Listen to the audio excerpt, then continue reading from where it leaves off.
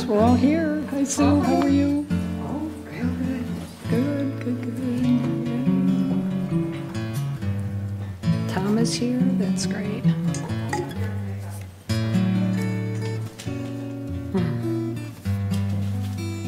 Now we can. All right. Good morning, everyone. I call to order the regular open meeting of United Laguna Woods Mutual Board of Directors, California Nonprofit Mutual Benefit Corporation. Today's Tuesday, February 13th, 2024, 9:30 in the morning, and we're in the boardroom of Laguna Woods Community Center. The notice of meeting and agenda have been posted. The purpose of this meeting is to conduct the regular United Mutual Board meeting in accordance with Civil Code 4930, and it was hereby noticed in accordance with Civil Code 4920.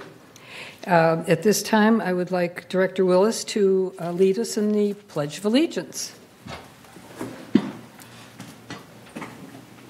pledge allegiance to the flag of the United States of America and to the republic for which it stands, one nation, under God, indivisible, with liberty and justice for all. Thank you.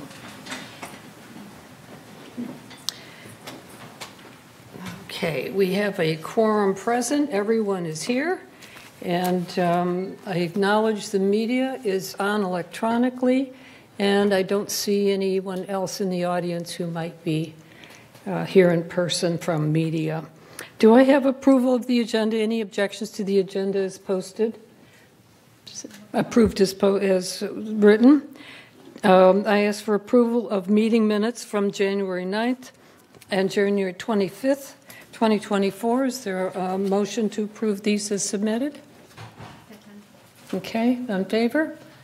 Minutes are approved. This morning I have a couple of things to report to you as from the chair. The recent storms, of course, were pretty dramatic and so welcome indeed.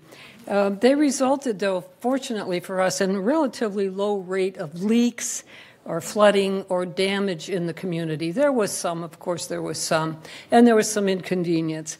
But by and large, we got through it pretty well. And we've gotten regular reports from Manuel Gomez about the conditions in our community, and we're very appreciative of those updates. I would remind everyone who's here or who's listening to please be vigilant, and if you see something, say something. Bring up any situations right away to security or to the resident services so that we can act quickly on any potential problems. A second item on my list is that a letter was recently sent from Steve Hormuth, Pam Jensen, from our financial services area regarding 2023 property tax. And it's a bit complicated issue, and I would urge you, if you have questions about it, to read the letter, reread the letter, and reread it again. Because if you don't speak accounting, it can be a little bit hard to understand. If you still have questions after you've done that in-depth reading and probably conversation with others, please let us know, and we'll see what we can do to answer any specific questions. It's best to write them down, always with specific questions. Write them down so that we hear and we understand exactly what it is you're asking about. And, of course, there will not be an instant response on a complicated question. It'll take a little time, but you will get answered. A third item on my list is kind of a little acknowledgement of the fact that it seems that in January, at least, our properties picked up in sales. Now, it may be that people are finally adjusting to the interest rate environment and are moving ahead in a normal fashion. Last year was a very low rate of resales in the community. But it seems now in January, if we're looking at statistics for just 1 month, there was an uptick in activity. In 2023, it's interesting to know that the resale value of the resale of units in United was $122.3 million. So there were quite a number of manors sold in spite of the interest rate environment, in spite of all the limitations that we faced. The indications in the January sales show a slight uptick in the average price of a manor sold. So we'll see how that goes. So that's kind of all from me from the chair. At this time, Paul, do we have in our open forum speakers from the floor? Okay, our first speaker is Mr. John Kieferl. Thank you. I live at 11A Via Castilla, and this is concerning the conservation or the conserving of energy in our homes. And we always talk about the alternative energy sources, but we never talk about conserving the energy already used to heat and cool our homes. Why do we not have a detailed policy and procedure for residents who would like to insulate their homes? If we do, what is it? If we are, as a community, so concerned about the cost of energy and creating energy, why would we not be concerned with saving the energy we are already using in our homes? Example, there are lots of Cordobas here, flat roofs. We are in the process every year, as I understand, of replacing roofs that are in the age of 20 years. And the contractor who I spoke to before last year, I thought he was using a 1-inch board, but he is using a 1/2-inch insulated board to put on there. I asked him what could you put on there? And he said, I could put as much as a 2-inch insulated board. We're not doing that. We're using a 1/2-inch. Why are we not looking at that? It's a huge difference in our value. I do not know exactly what that is, but going from a 1/2-inch insulated board to 2 inches is a huge difference. I don't know what the additional cost. Labor's not going to really be any different. You're putting it down, you're putting it down. So we should be doing that. And as directors, I think that those are questions that need to be asked. Whether spending money on alternative energy is a good idea can always be debated. But what can't be debated is the money that we have already spent to heat our homes, and the cost of what we've already spent on alternative energy could have gone a long ways to insulate our homes. So as directors, I ask that you take the lead on this and really look into this before we go any farther and find out what can people do. There are lots of homes that have attics above, no insulation. I don't think a lot of people even know that. And what can they do? Who can they go to? How can that be handled through alterations? Those are things that people need to know the steps. So I thank you. Thank you. Thank you, John. Our next speaker is Chris Collins.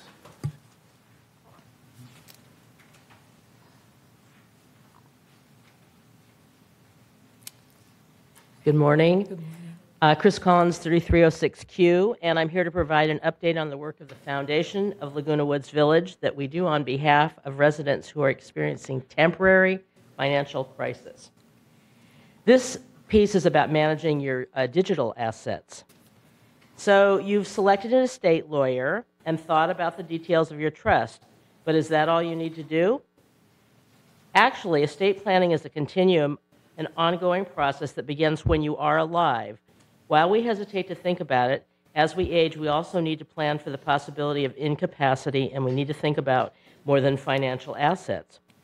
Things like, who will manage such things as your social media accounts like Facebook, airplane miles, personal records, many photos, and in other words, many things that are stored digitally on our computer or in the internet if you're physically or mentally unable to.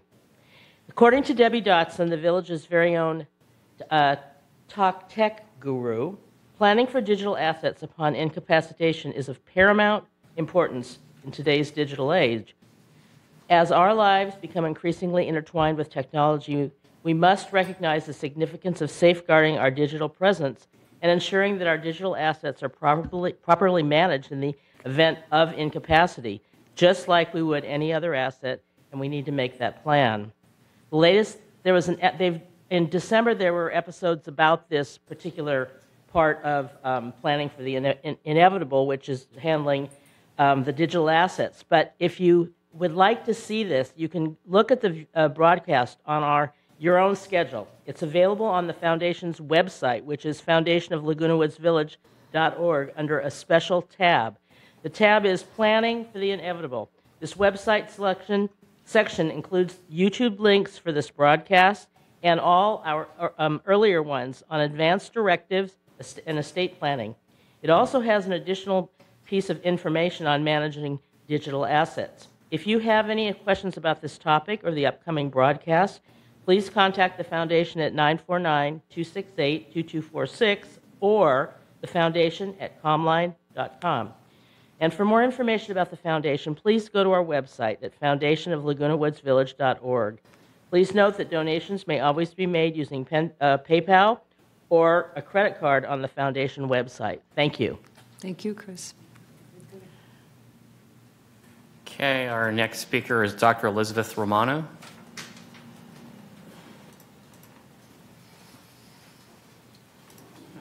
Hello, I'm Elizabeth Romano from 2035A. I am here to talk about a couple things. One is my concern about the lack of ability for us to utilize the drop-in lounge. And it's been very unfortunate that things have been closed off there. That was done in partial retaliation to complaints about the son of one of the board members who has a significant mental illness who created problems for us. I tried to help her. I wrote up 5150s for the son, and he's been a burden on this community for a long time. And it seems like when we have such a serious problem with depression in the community and in the world, that the development of the drop-in lounge was designed to be the very most important facility of this community, so where we get together. We had a petition signed by 200 people. Actually, we had 400, and we could have had 1,000 of the people who go there and use it. And I would really like to see the board start fresh and say, this is important. We have all these people coming through. Our mental health is important. Okay, I'm a forensic psychologist, and we need to reach out to each other. And besides the drop-in lounge, it's just to say hello to each other, because we're living in some very unfortunate times, and we really need to be there for each other. I'm sorry I wasn't here for the last two meetings. I had successful cancer surgery on my lip. But what's important to me is the follow-up for corporate compliance. I'm the global corporate compliance expert in the country. And I was harassed and retaliated against for speaking up about the problems that this young man created in our area over there at the lounge. And so I was told I need to pay $500 to speak to anybody. I had the director of the head of security come pounding on my door at night telling me to be quiet. I was given this thing if I wanted to talk. I wasn't supposed to show up here. When I did show up to talk, he comes and sits next to me and said, "You're supposed to be quiet." That environment isn't here, but it was, and I was retaliated against. There is no compliance for this. There needs to be. So what's going to happen is to the board members that were there at that time is they're going to receive a small claims court filing. Okay, we have been taken away any right we have to compensate ourselves and have accountability, and this wasn't okay. And there was a lot of suffering here, so I appreciate your support, and also for the mother of Jonathan. It's a sad position to be in, but we need to return that opportunity to the people that came here for it. Thank you for your time. Thank you, Elizabeth. Okay, our last speaker is going to be Ann Beltran. She's going to be joining us on via Zoom.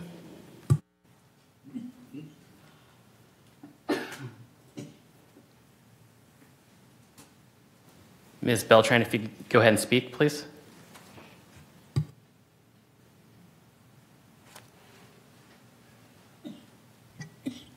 Thank you. Can you hear me? Yes. I want to speak regarding one of the items being handled today. Item 13, I'm not able to stay, so that's why I'm commenting now. It has to do with your action on the Urban Forest Management Plan. First, I want to congratulate the current and past directors who have served on the Landscaping Committee for their excellent leadership that has brought us to this point in time where the board can consider and act favorably upon the Urban Forest Management Plan. This plan will add to our property values for years to come. It will provide a basis for deciding on a landscaping budget that carries out the plan. It's documented now for years to come. There's no argument about what we need to do. And it will provide a real kind of shaping for our landscape budget. And so with the effort and attention that has already been given to it over the past couple of years, I would appreciate the board's support in voting to pass the Urban Forest Management Plan. Thank you. Thank you, Ann. Paul, is there anyone else? No more speakers at this time. Okay, thank you very much. Response to forum speakers. Anyone on the board? Siobhan? I just wanted to mention that I will talk with MNC about the insulation question that you raised and the energy conservation concerns. Thank you. Thank you. Ellen? For Elizabeth Romano, in response to the drop-in lounge is closing because we're remodeling Clubhouse 1. I know there's been some problems with the TV. I don't have all the background, but I just want... TV's kept on the station here that other board members like and say that's like watching that like sticking needles in your eyes. Oh. That's when you complain. And Yeah. So, that is Channel 6. oh, they do Okay, want to... let's not engage in okay. dialogue All back right, and forth. but Just a reply. Can I Ellen, just please. finish? We do want to just keep it on one station, different days, a different station, so, yeah. Please, Elizabeth. Okay. On Channel 6, and it's been that way for a couple of years. Enough, Okay. please. We'll talk later. Thank you. Anyone else? Maggie? You can watch TV at 19. Thank you. Anyone else? Okay. Response to past forum speakers. Director Liberatore. Thank you, Madam Chair. Well, in our last meeting, we had Chris Collins give us an update on the foundation, and we appreciate that all the time.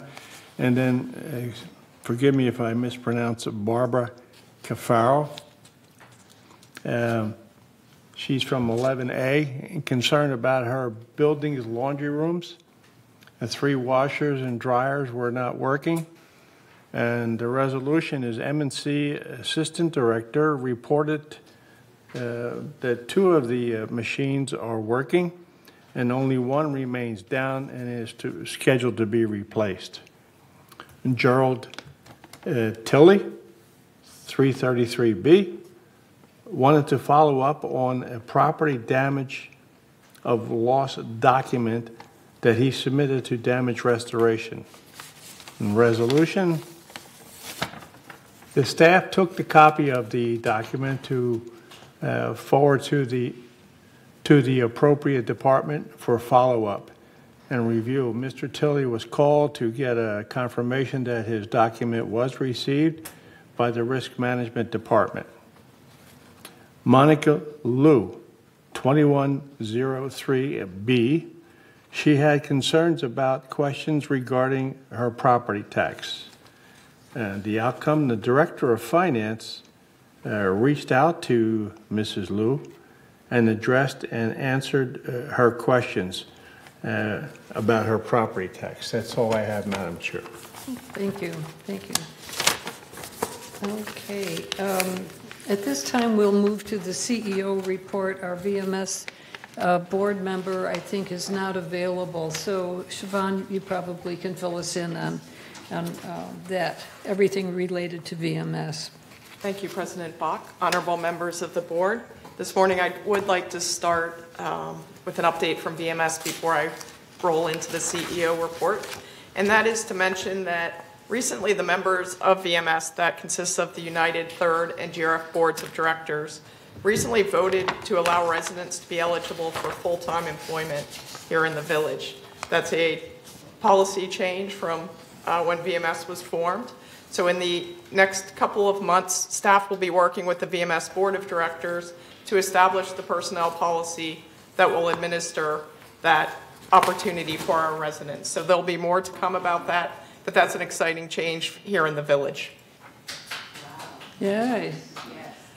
Now I would like to begin my update by sharing information about the assessments in United. If I could have my presentation, please.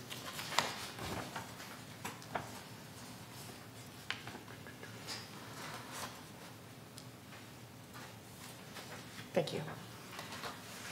On the slide before you is a chart that we previously shared, and this shows that from 2014 to 2024, a 10-year period, United assessments increased by $106.68, or about 32%. This represents an annual change of 2.3% per year.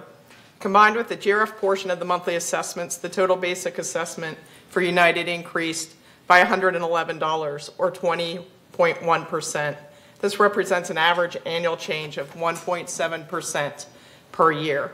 For reference, for the time period, that same time period, the CPI, the Consumer Price Index, increased by 35.3%, which represents an annual change of 3.1%. So United assessments rose lower than the CPI, the Consumer Price Index. On the screen before you now is an infographic that was in the breeze and that we've shared throughout the village, which shows how United monthly assessments are spent, including the $436 collected for United and the $228 collected for GRF common use amenities. This morning, I'd like to share our cost breakdown of various 55-plus communities. This was compiled by Steve Hormuth, our Financial Services Director, and his staff in cooperation with the VMS Board of Directors. What this shows, and this was published in last Friday's What's Up in the Village, so it's available on the Village website under the News tab. What this shows is the average basic assessments, common use amenities offered, total assessments, community locations, home values, and more. And this compares our community with several other 55-plus communities. The data is telling, and it's favorable for Laguna Woods Village. Third and United Mutuals together are by far the largest representation in this survey, with more than 12,425 homes.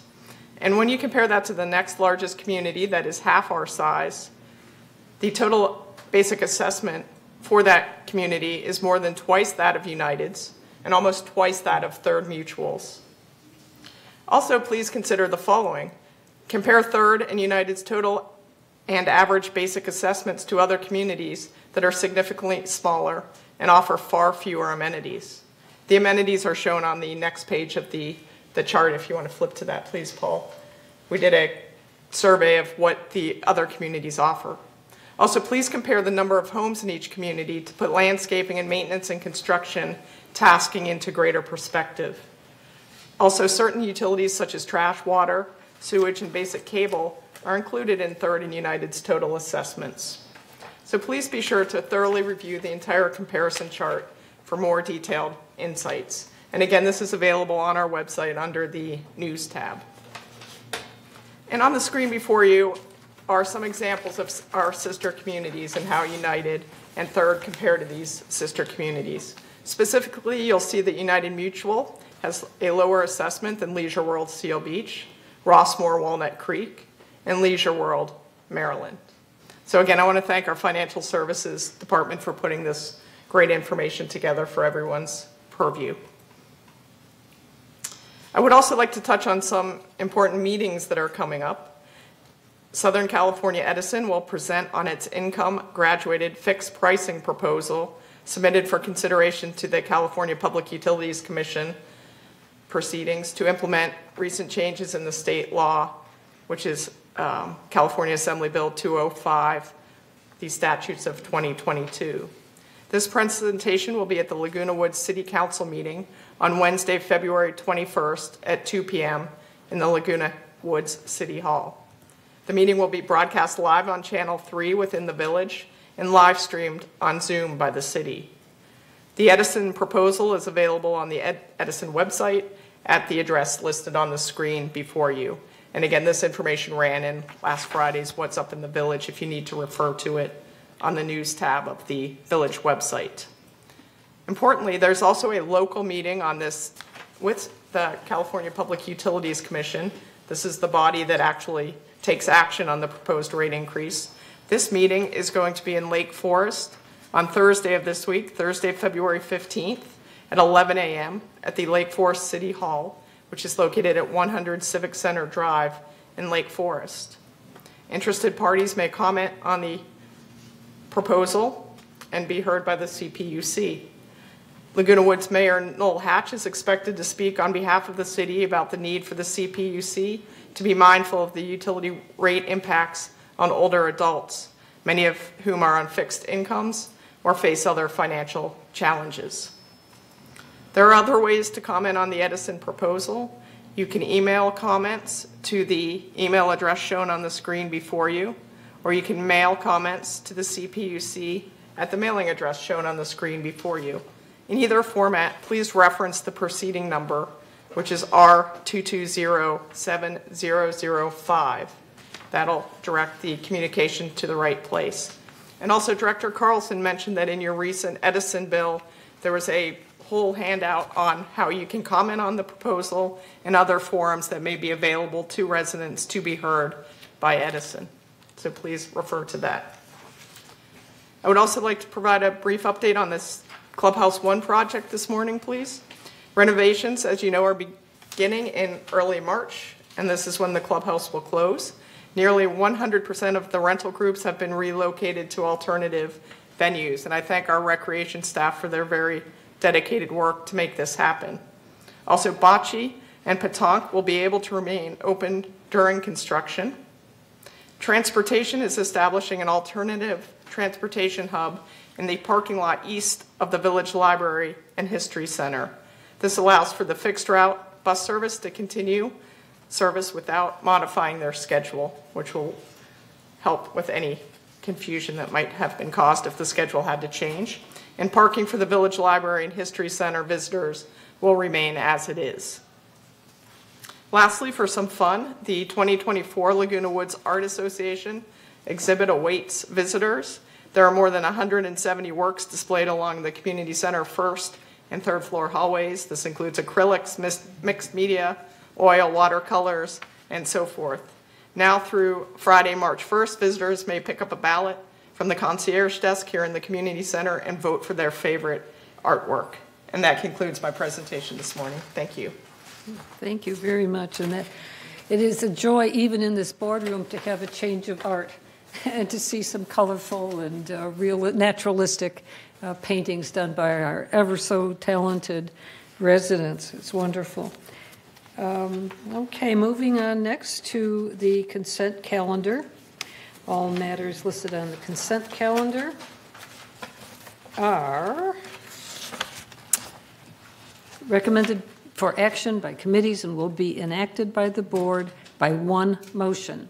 In the event that an item is removed from the consent calendar by members of the board, such items shall be the subject of further discussion and action by the board. And Maggie, do you want to read the items on consent calendar? Let's see. A recommendation from the Landscape Committee is B.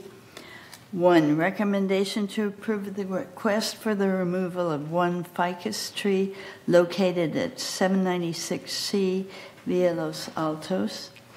Number 2, recommendation to deny request to remove one crepe myrtle located at 431A Avenida Sevilla. And recommendation to deny request for the off-scheduled tree trimming of one sycamore tree located at the common parking stalls at Building 81. A recommendation from the Architectural Control and Standards Committee, they have none. D, approve the review of the United subleasing and transfer of trust documents approved in January 2024. That review is hereby ratified. And a recommendation from the Finance Committee, ratification of the resolution number for the revised purchasing policy. The revised purchasing policy was adopted on 10/23/2023 at a special open meeting of the board. The approved policy was not formally assigned a resolution number in October 2023. The omission of the resolution number assignment is to be ratified at the regular open board meeting held on February 13, 2024 via the consent calendar. The new resolution number will be 012372. Number 2, approve a resolution for recording a lien against member ID number 947-40902. And an F, an update of the committee assignment for United. I move the consent calendar. Second, please. Second. Mickey, all those in favor? I would like to open up a discussion before we, I'd like to move, I don't know how to do this, but item 2 and 3 of recommendations for landscape. I'd like to move those for discussion later, or we could discuss now. Sue, landscape? Yes. What are your concerns, Ellen? Well, my item number, if you've read the urban forest packet, it states that the crepe myrtle is abundant and needs to be removed. They need to be, that I don't know if the urban forest plan was reviewed for this one, the crepe myrtle, okay? And number 3, the recommendation to deny the request for off-schedule tree trimming, that would have been real simple to approve that. May I address those, Madam Chair? Well, the committee did deny the removal of one crepe myrtle tree, and the reason was they had looked at it, and the reasons cited are litter and debris affecting walkway conditions for her husband. And she mentioned that he did have Parkinson's. So they went to look at it, and they found the condition of the tree to be in good health with a balanced canopy and no lean. So just because there's litter, we don't take trees down because of that. And so they did go through the entire, they are now using that process. And it says at the top, you can't do it if there's messy or the personal preference is there. So I don't know what else they could have done. I think Tony is... Director Quam, which item are you talking about? Madam Chair, Two? point of order. Ellen, please, Tony has the floor right now. Are we going to pull these off the consent calendar, or are we going to debate them here? Yeah, We're let's having a move. conversation right now. Ellen has asked a question about these pursuant to a second to the motion. We're in the discussion mode at the moment before we vote on the, so, okay, are you satisfied with that? No, reply? I didn't know what Sue was talking about. Item 2, when you were talking about the litter? Is that, or 3? Leaves and droppings. we're on deny removal of one crepe myrtle tree. Okay, so you were talking about the crepe myrtle. Right. 11B, And that was... page 1 of 2. Yeah. 11B, page 1 of 2. And that was denied, and they Okay. did use the urban forestry plan. And then... They did use the urban forestry plan? Yes, they did, and Kurt is here too if we need to pull him up. Okay.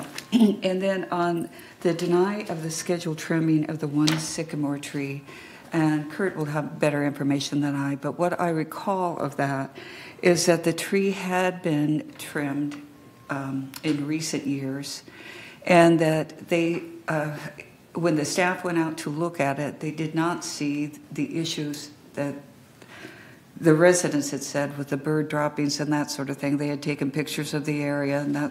So again, we just cannot pull out trees and do that. And so what was recommended is that it's scheduled for next year, and if they choose to go ahead as a group and do a thorough balanced tree trimming, they can do that, but they have to use our contractor. Right. And so that's how that came about. It was just not taking out a tree. It was cutting a branch. Well, I think, Kurt, would you come forward and explain this? But we just don't cut branches. You have to trim the entire tree to balance the canopy. Yeah, let's keep to order, please. Thank you. Kurt, please reply to that. Thank you, Susan. I don't have the reports in front of me. I just have the variance. What's the one in question? I just walked in. I apologize. It was Building 81, I can refresh your memory. it's 11B, Can I page 1 of 2. Director Blackwell, I'd like to say, I can refresh it. It's about the birds, and the birds pooping on the cars, and it had 20 signatures on it to approve it. And what is the question? And it's being recommended to deny it in the consent calendar, and I say we move it until we get more. So I don't really have I say we move this But off I'm too. sure. No, I don't see that this is a large enough issue. If you listen to Granicus, you will. Yeah. Kurt, do you have a... We went out and looked at it, and we didn't see that the sycamore tree was actually overhanging the parking spaces. Whether or not how the birds get their feces on the cars, it was a mystery to us, maybe as they're flying to and from the tree, but the tree did not overhang the parking space. That's why we recommended not approving the off-schedule trimming. If it overhang the parking space, you would have approved it. That's just my question. One question. Q&As about this. I think the issue has been answered. We have a motion on the floor. Mickey? Just procedural question and comment. I mean, this is consent agenda item. If there is any item that want to extract it, that we have to vote whether we want to, extract from it, and then we have to move the rest of it as a consent agenda, and then separately we have a discussion. If the extraction is approved by the board, then we have to discuss separately. All right. Ellen, are you going to move that item be... Yes, I want to Please make your motion now. Move that we put the item off until what? For discussion. What? Say the numbers. 11 B3. Is there a second to the motion? Speak up. Speak up. Okay. Further discussion? Is there a vote? All those in favor of removing this item from the calendar and deferring it for further research? Mm-hmm. 4. Those against? Motion does not carry. Let's go back to our original motion. Thank you, Kurt. Of approving the calendar, the consent calendar as submitted. And are we through with discussion of these items? I will move the vote then. Those in favor of approving the consent calendar as submitted. Okay, those against, okay. electronic voting. Oh, okay, thank you.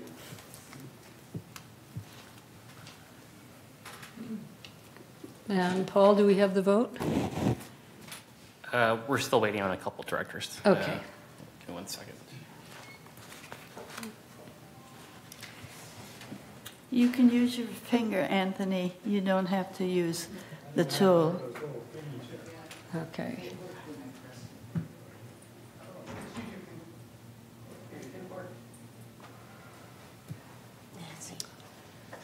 Are we ready now, Paul?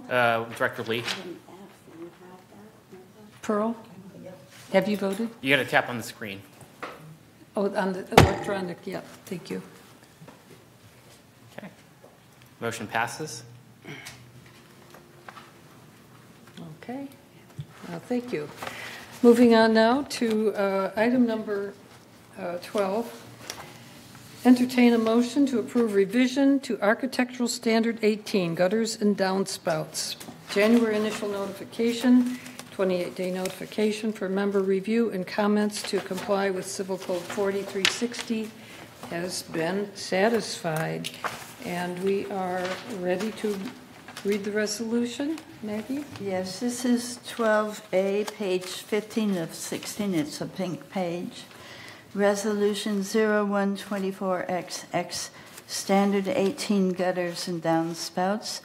Whereas the Architectural Control and Standards Committee recognizes the need to amend standards and create new standards as necessary, and whereas the Architectural Control and Standards Committee recognizes the need to revise Alteration Standard 18, gutters and downspouts, now therefore be it resolved February 13, 2024, that the Board of Directors of this corporation hereby adopts Standard 18, gutters and downspouts, as attached to the official meeting minutes, and resolve further that Resolution 01-1949, adopted June 11, 2019, is hereby superseded in its entirety and no longer in effect, and resolve further that the officers and agents of this corporation are hereby authorized on behalf of the corporation to carry out this resolution as written.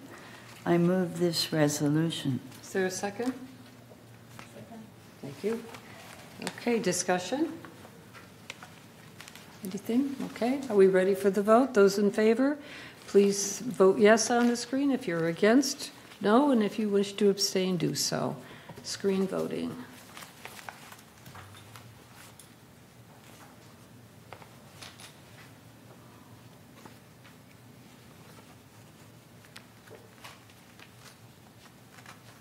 All info? We're just waiting on Director Carlson.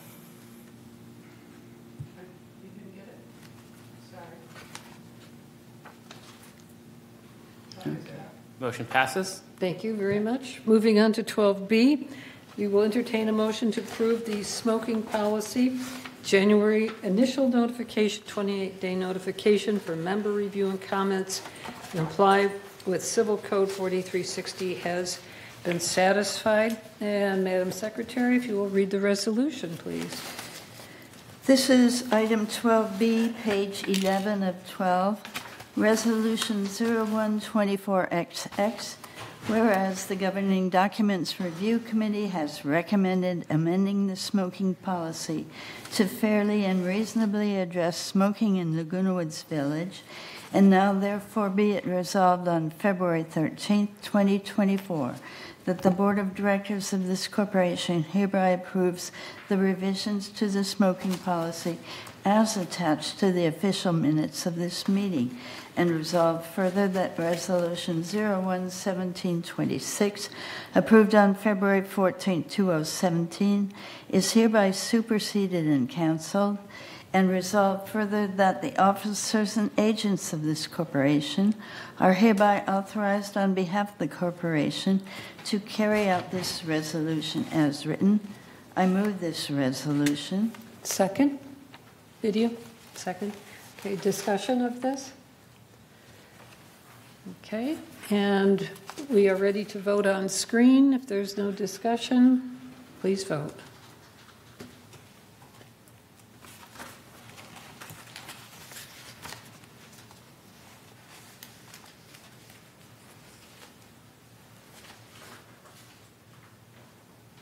Director Liberatore.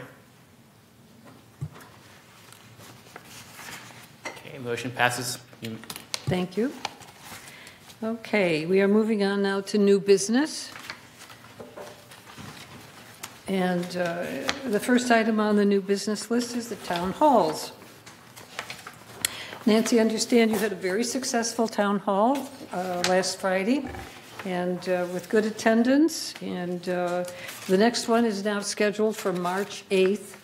And I'd like to get a volunteer to lead that, as well as some suggested topics from you all for that next town hall. It seems like we've got a great report. If we wanted to elaborate on the report that Financial Services did comparing our community costs to those of other communities, that might be a topic that we want to elaborate on in a town hall. So what are your thoughts? Input, please. Ellen? I'd like to think maybe water, because we went and toured the water recycling plant and how the water is going to be changed and how we purchase our water. Maybe we can get one of the El Toro? Yes, El Toro Water District to come and give some type of a speech on that. Yeah. I agree with that. Okay. Ellen, would you like to lead that group? I could try, yeah. If you would. Okay, Sue, another idea? For discussion purposes, I think that staff and a number of people have gone to a huge effort to get the financial information pulled together on the establishment of the comparisons of our costs. And I think that would be very beneficial and timely to do it now. I think the water district is very good, but perhaps that could be done in April.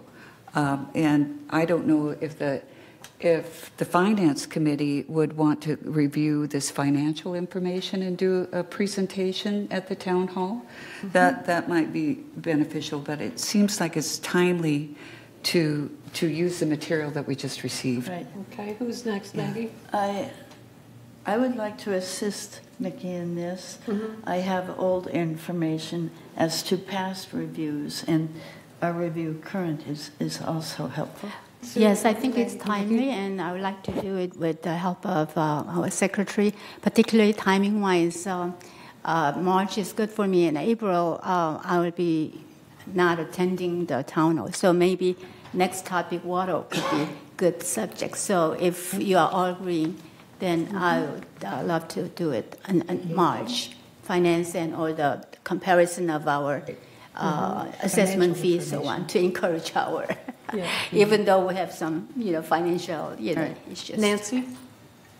Yes, my recommendation would be that we combine water and electricity and move it to April as a topic, because we'll have a little bit of information about the SEC public forums that are going on in March. And I want to underscore what our great CEO did by announcing the SEC opportunities for people to comment. In your February bills, you did get a legal notice, so there's a lot of public forums on the electricity. But I would move that our town hall in April might be on utilities, where we can combine. I think that would have a better draw than, say, water. Yeah. Yes. Okay. Anyone else have a comment? Okay, it sounds like we have a plan then. I don't know that we need to vote on it, but it looks like April we do utilities. I have a question, Nancy. Are you suggesting we should do on the water and electricity? Make Yes, it I as a just lumped it utility? under utilities, which Yes. I consider Yeah, water okay. and Yeah, electricity that for the village. I like that. Yep, good. Okay.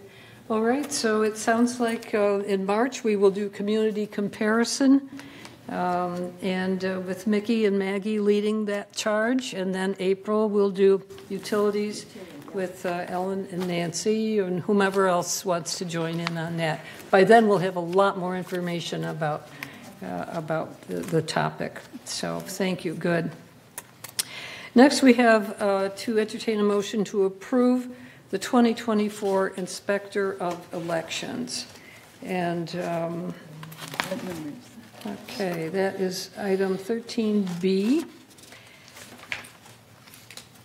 And let's see, Siobhan, do we have someone to read that background staff report? Quite generally, we have used Unelect as the Inspector of Election since 2019.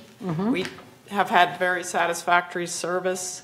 They are one of the few companies that can handle large-scale elections like we have in our community, which makes them unique. We did go out to bid last year to ensure that we were receiving good pricing, and we received no other proposals because nobody else is suited to handle large elections like in our community. But again, we've been very satisfied with Unelect services and would recommend using them for the upcoming annual elections.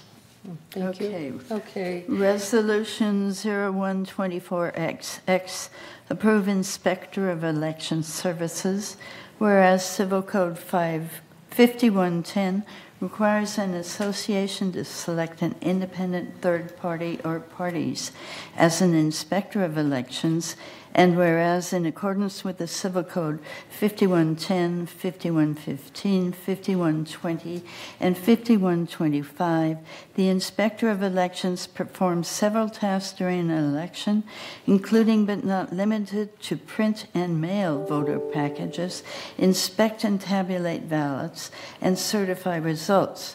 Now, therefore, be it resolved February 13, 2024, that due to Unelect Corporation's agreement to conform to the criteria established in the specifications as Inspector of Election and its familiarity with the community, the Board of Directors of United Laguna Woods Mutual hereby approves the Unelect Corporation to perform Inspector of Election services for the 2024 election of directors, and resolve further that the officers and agents of this corporation are directed on behalf of the corporation to carry out this resolution. I move this resolution. Second, please. Second. Sue, thank you. Okay, discussion. All right, we can go to the vote then on selecting our Inspector of Election. Please vote on your screens.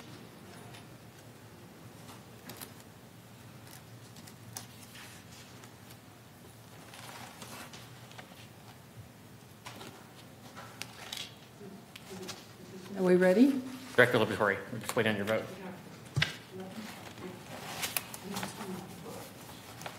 Okay, motion passes. Thank you. There we go. Thank you. Moving on next to the updated bench policy. And we'll look at a motion to approve the updated bench policy. And this will begin the initial 28-day notification process. And let's see, Kurt, is this one you're going to talk to us about, the staff report? I'll read the resolution first. We'll move it, and then Kurt will talk. Okay. As standard. All right. Sorry, Thank Kurt. you. Resolution 0124XX bench policy. This is just the bench policy for United. GRF has its own bench policy, so let's keep that clear.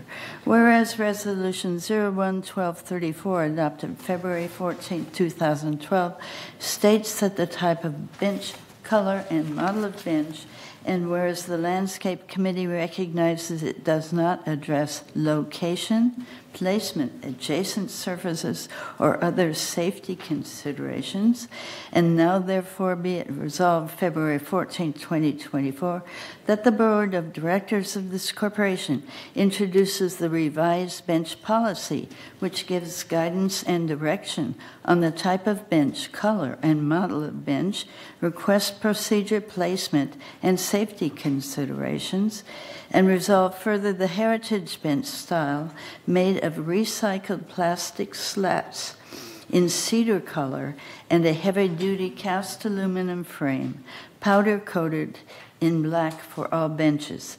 Benches should have the following requirements. Benches should have a seat height of 17 inches to 19 inches above the ground or floor space.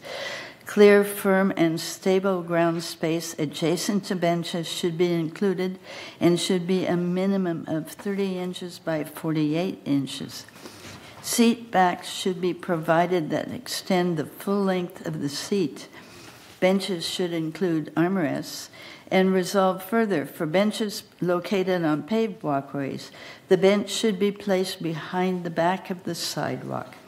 In locations where this is not possible, there should be at least 4 feet of clear space in front of the bench to allow for pedestrian traffic while someone is seated on a bench, and 30 inches on at least one side to permit a wheelchair to sit aside the bench, and resolve further in unpaved areas such as passive parks and landscape areas, benches shall be placed where there is clear access to the bench on unobstructed, weather-resistant, firm and stable ground from a paved walkway. If there is more than one bench in a given area, at least one should be accessible by wheelchairs. And resolve further, seating areas should be shaded if possible, and benches should be anchored to prevent unauthorized movement or threat. And resolve further, no benches can be donated as memorial, and no plaque may be placed on them. And resolve further, requests for benches, whether to be funded by the mutual or by donation, shall be accomplished through the landscape request form process. As with other requests, staff would meet with the requester, ascertain the need and possible locations, and prepare a recommendation for consideration by the landscape committee. And resolve further that Resolution 01-1234, adopted February 14, 2012, is hereby superseded and canceled. And resolve further that the officers and agents of this corporation are hereby authorized on behalf of the corporation to carry out the purpose of this resolution. I move this resolution. Is there a second? I have a question. A second, please. I have a question. There is a second. We need a second, please. Need a second for. Thank you. Thank you. Discussion? Georgiana? Yes. I noticed in reading this that we're looking at recycled plastic. And I noticed for the Friendship Walk, the benches are going to have oak slats. So I was just curious, was there a price difference that impacted going with one versus the other, and the longevity of the oak bench, since I would think it would be more comfortable. Recycled plastic slats might be rather hot on a hot day, but I don't know. I don't make benches. Okay. So I I'm just sure have Kurt questions related to can that. answer that. Also, yeah, how long it will last, because I would think the oak would last longer. Kurt, do you want to reply to that? Tony, I see you. Thank you, Madam Chair. While I have no disagreement with the style and how the bench is constructed, what material we use, I don't have a problem with that. This resolution does not deal with the issue that the board was confronted with by residents, and that is the criteria or policy that would give guidance on where to place benches. And in this regard, the motion is dilatory since it does not address what residents need and want to know. And so I'd like to make the move to send this back to staff, and so they can put something in here on a real policy on where the benches are to be placed, because that's what this board was asked at the last meeting. That's all I have. Okay. At this time, Nancy? Is there a second? Okay, is there a second to Tony's motion? We have two motions on the floor now. Second. Second, so Nancy second? Okay. I second it. And Nancy, you have something else? Yeah, in essence, I was going to say what Tony said, what was brought to us was the issue of location, and I really think that's the underlying matter. I don't think we are opposed to benches. It's a matter of where they should go, some general policy about that. And I think that Kurt, the right people, not me, the right people should advise us on that. And the second thing I would say is I don't really want to see us in a resolution prepared where the item says benches should include armrests. I don't know that that's essential. It's a may include. It could be a matter of location, economics too. Some may be less expensive. I don't think that's a mandatory. So let's not be too restrictive on that when it comes back to us. Sue? If I may, Kurt can answer the questions about why the armrest. I think it is it's required now for ADA, but I wanted to speak to the fact of why this was done. This came to our landscape committee, and there were individuals who came from a community that wanted us to put in a bench for them. And at that time, we told them that we would look at the policy and see what we could do for them. We knew it was going to be part of a bigger issue. This was like, in my mind, this was step one to figure out what the benches should look like. And then the funding and everything that Allison is leading would be like step 2, 3, 4, whatever. So, Kurt, would you please respond to this? I would appreciate it. Gladly. The first question from Director Willis is the reason why there's two different ones is the Friendship Walk was a month before the bench policy. The Friendship Walk one was replacing ones in kind that were put there by a landscape architect. So should you approve this policy, it would supersede the Friendship Walk ones, and we would replace those with the same as these. The entire industry is moving away from wood products and going to the recycled plastic. It feels, looks, etc., everything just like wood, but has a much longer lifespan on it. So that's, plus it's environmentally friendly. We're not cutting down trees to do it. We're using recycled plastic to do it.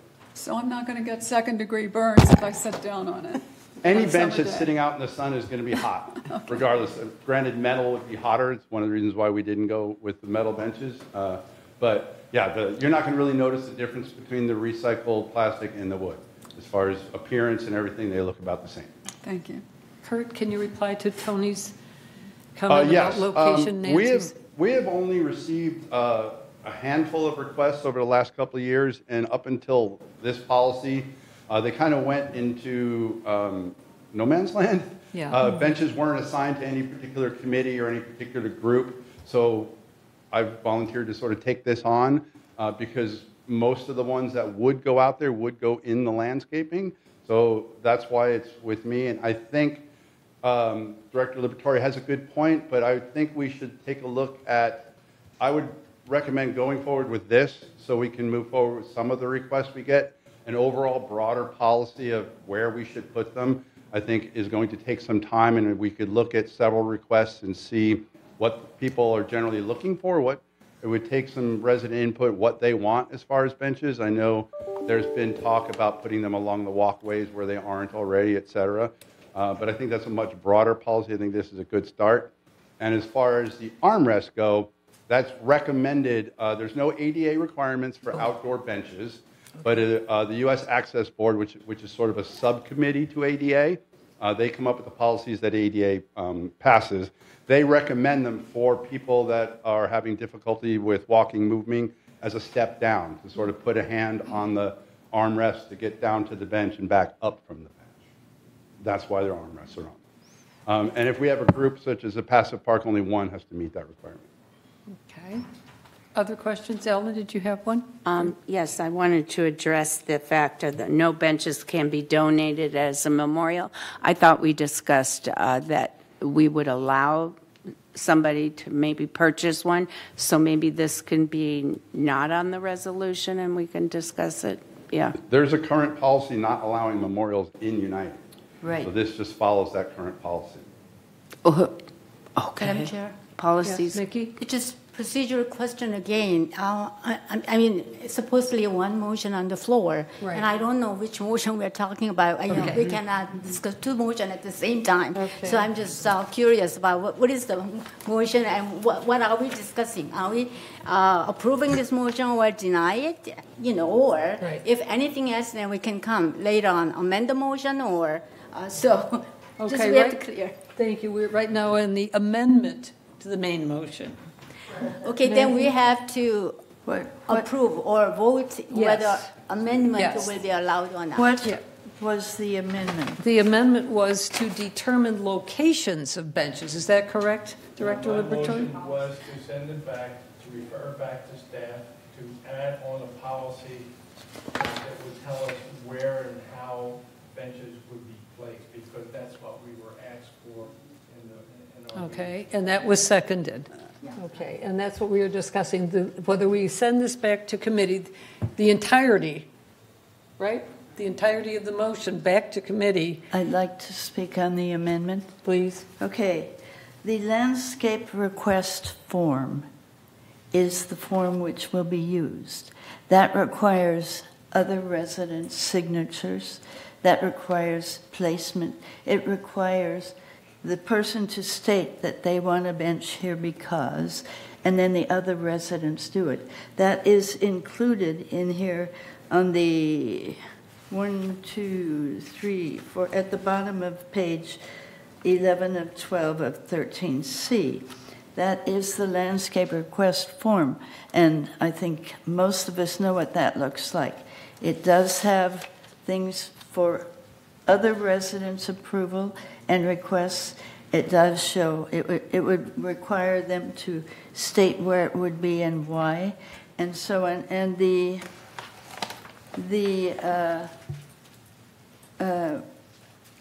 resolution itself states that it would be preferable to have it in the shade if possible, but if the residents want it over here and it's not in the shade, they can put it over there for whatever reasons. But the resident input is in the essential form that they have to fill out when they request it. Thank you. Okay. Thank you. Does that clarify things, Tony? No, it doesn't, Madam Chair, because what we want to do, people want a policy so that if there is a policy, they can know how and when or where to apply to place a bench and not waste staff time going through a bunch of paperwork. So the whole point that people were asking us for is some kind of policy that they could read that would say, oh no, this doesn't qualify, we have to do this if we want a bench. Filling out forms is going to make more paperwork and more problem. That's all I have. Thank you. Anything more? Ellen? Is this going to be applicable to the benches that need to be replaced on the Friendship Walk? The last one that needed to be replaced, they just picked it up and took it away. So it's -2 benches. So I don't see anything here regarding replacement benches. We're talking about the amendment. Yeah, we are still on the amendment, location of benches, location. Sue? I would speak against this. I understand exactly what, anyway, I think I understand, I shouldn't say exactly, what Tony is getting at. He wants a broader policy. I understand that. But in the interim, right now, we're just trying to accommodate the individuals who are coming before us so that we have a standard policy on what to purchase and what the placement should be. My concern is that I want funding for this. I don't want it to come entirely out of landscaping. So this was just our first step, and I don't know how far they are in going in the bench group that is trying to find the means to purchase more benches. So we didn't want to slow that process down, but we'd like to get this at least some clarity as to what we should purchase and the reasons why. So I would speak against it. Maggie? I speak against the amendment because it means we have to designate all the places in the village in United where we could have a bench and where we could not have a bench. Does it have to be 50 feet from a street? Does it have to be under a large shaded tree? We cannot be that specific. There are literally thousands of places where benches could be placed, and we certainly don't want a limiting amendment which causes people unable to get a bench where they dearly want one and where it would be reasonable to have one. So I think we should leave it the way it is, get the resident input and the staff input as to whether or not a bench is feasible there. If it's right next door to something else, they won't put it there. So I am against the amendment. Thank you. Paul, we have someone? Yeah, Director Tuning has his hand up. Go ahead, Tom. Thank you. I'd like to offer a second order amendment, if I could. And that would be to approve the original motion with the Tony's amendment, but approving instead of sending it back to committee, but directing staff to look at updating the policy to include the placement of benches. So the second order amendment would be to approve the amendment with the directive to staff to update for location. Okay, Tony, do you wish to withdraw your Is there a amendment? second to that? No, Madam. I feel that I have to pay attention to what the residents asked us to do at that meeting. Thank you. Thank you, and sorry, I failed to ask for a second to Tom's motion. Is there a So second? procedurally, then we need to, I previous question Right. About amendment. So Right. now we need to vote whether Yes, we we want do. to accept amendment or not. Thank you. Point of order, yeah. All right, we will now take a vote on the suggestion or the amendment made by Director Liberatore to delay the placement question until further study. So are we ready to vote? We'll go ahead and vote online. One question, we're voting on Tony's? Tony's. Yeah. We are voting on Tony's amendment.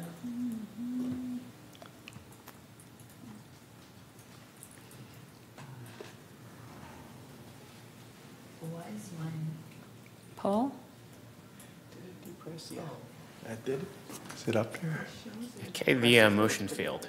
Okay, motion failed. Let's go back and we'll now vote on the original motion to approve the resolution as read and stated and seconded. We will now vote on the main motion. That would be no. I don't need to tell you how to vote. It's all right. You got it. I did. Okay.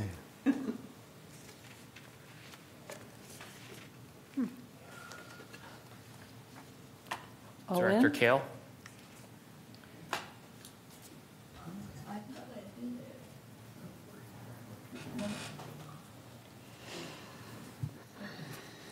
Okay, motion passes. Okay, thank you very much.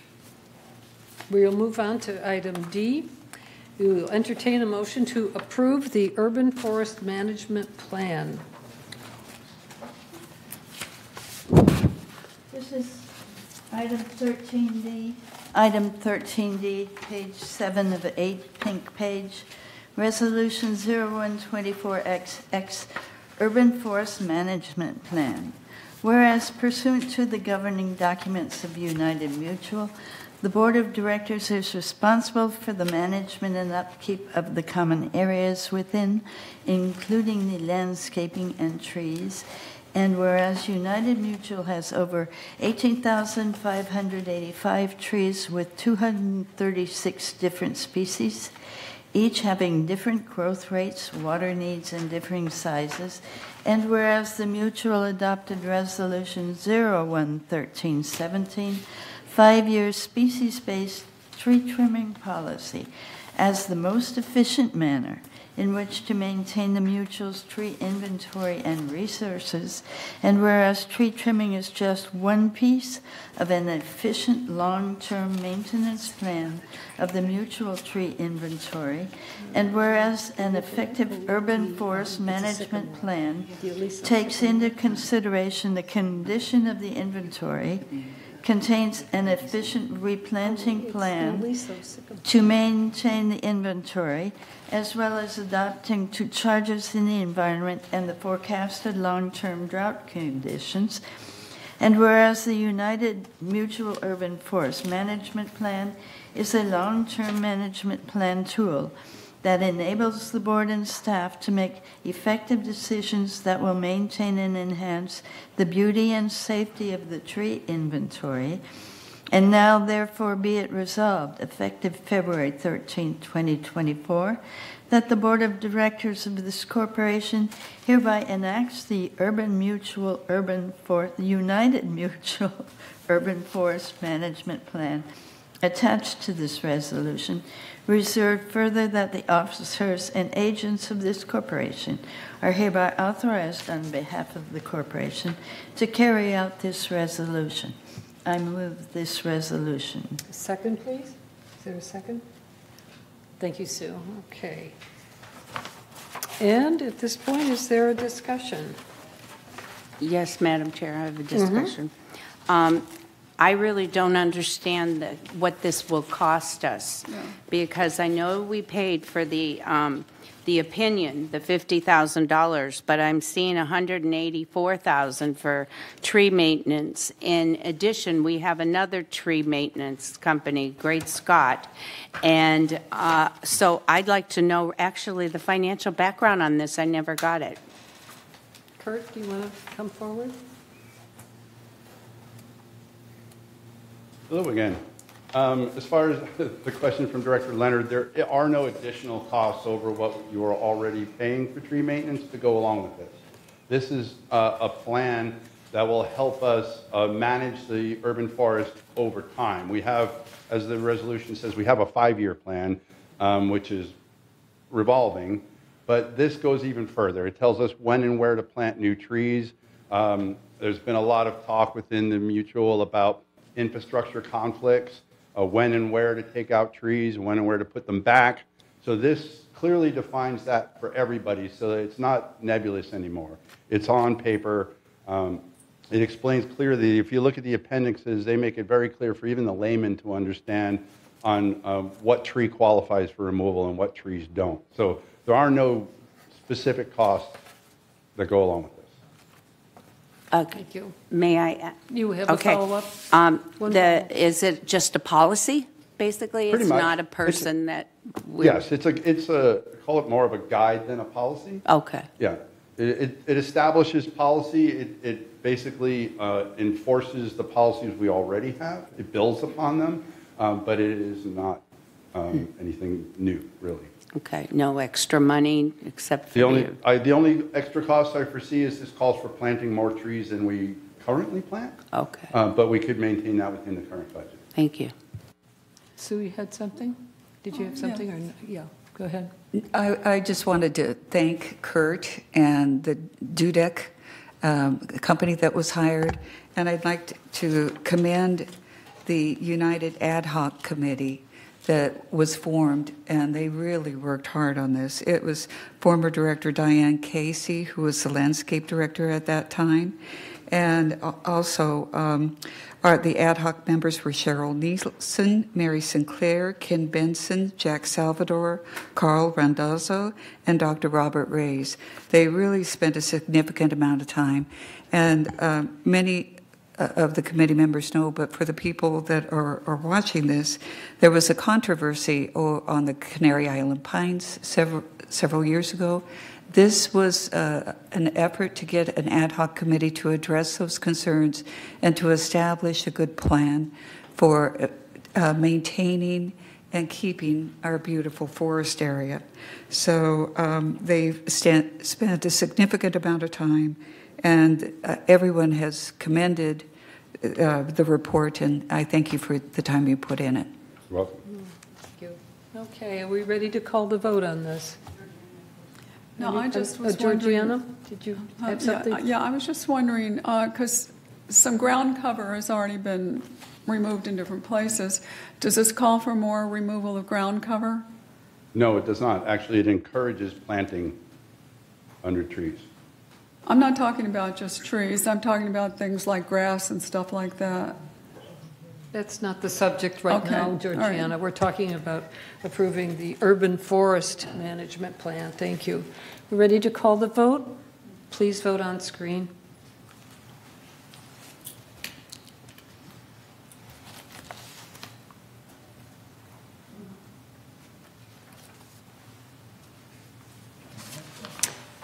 Thank you. We have one more. Okay. One of the most interesting numbers that came out of the Dudek study was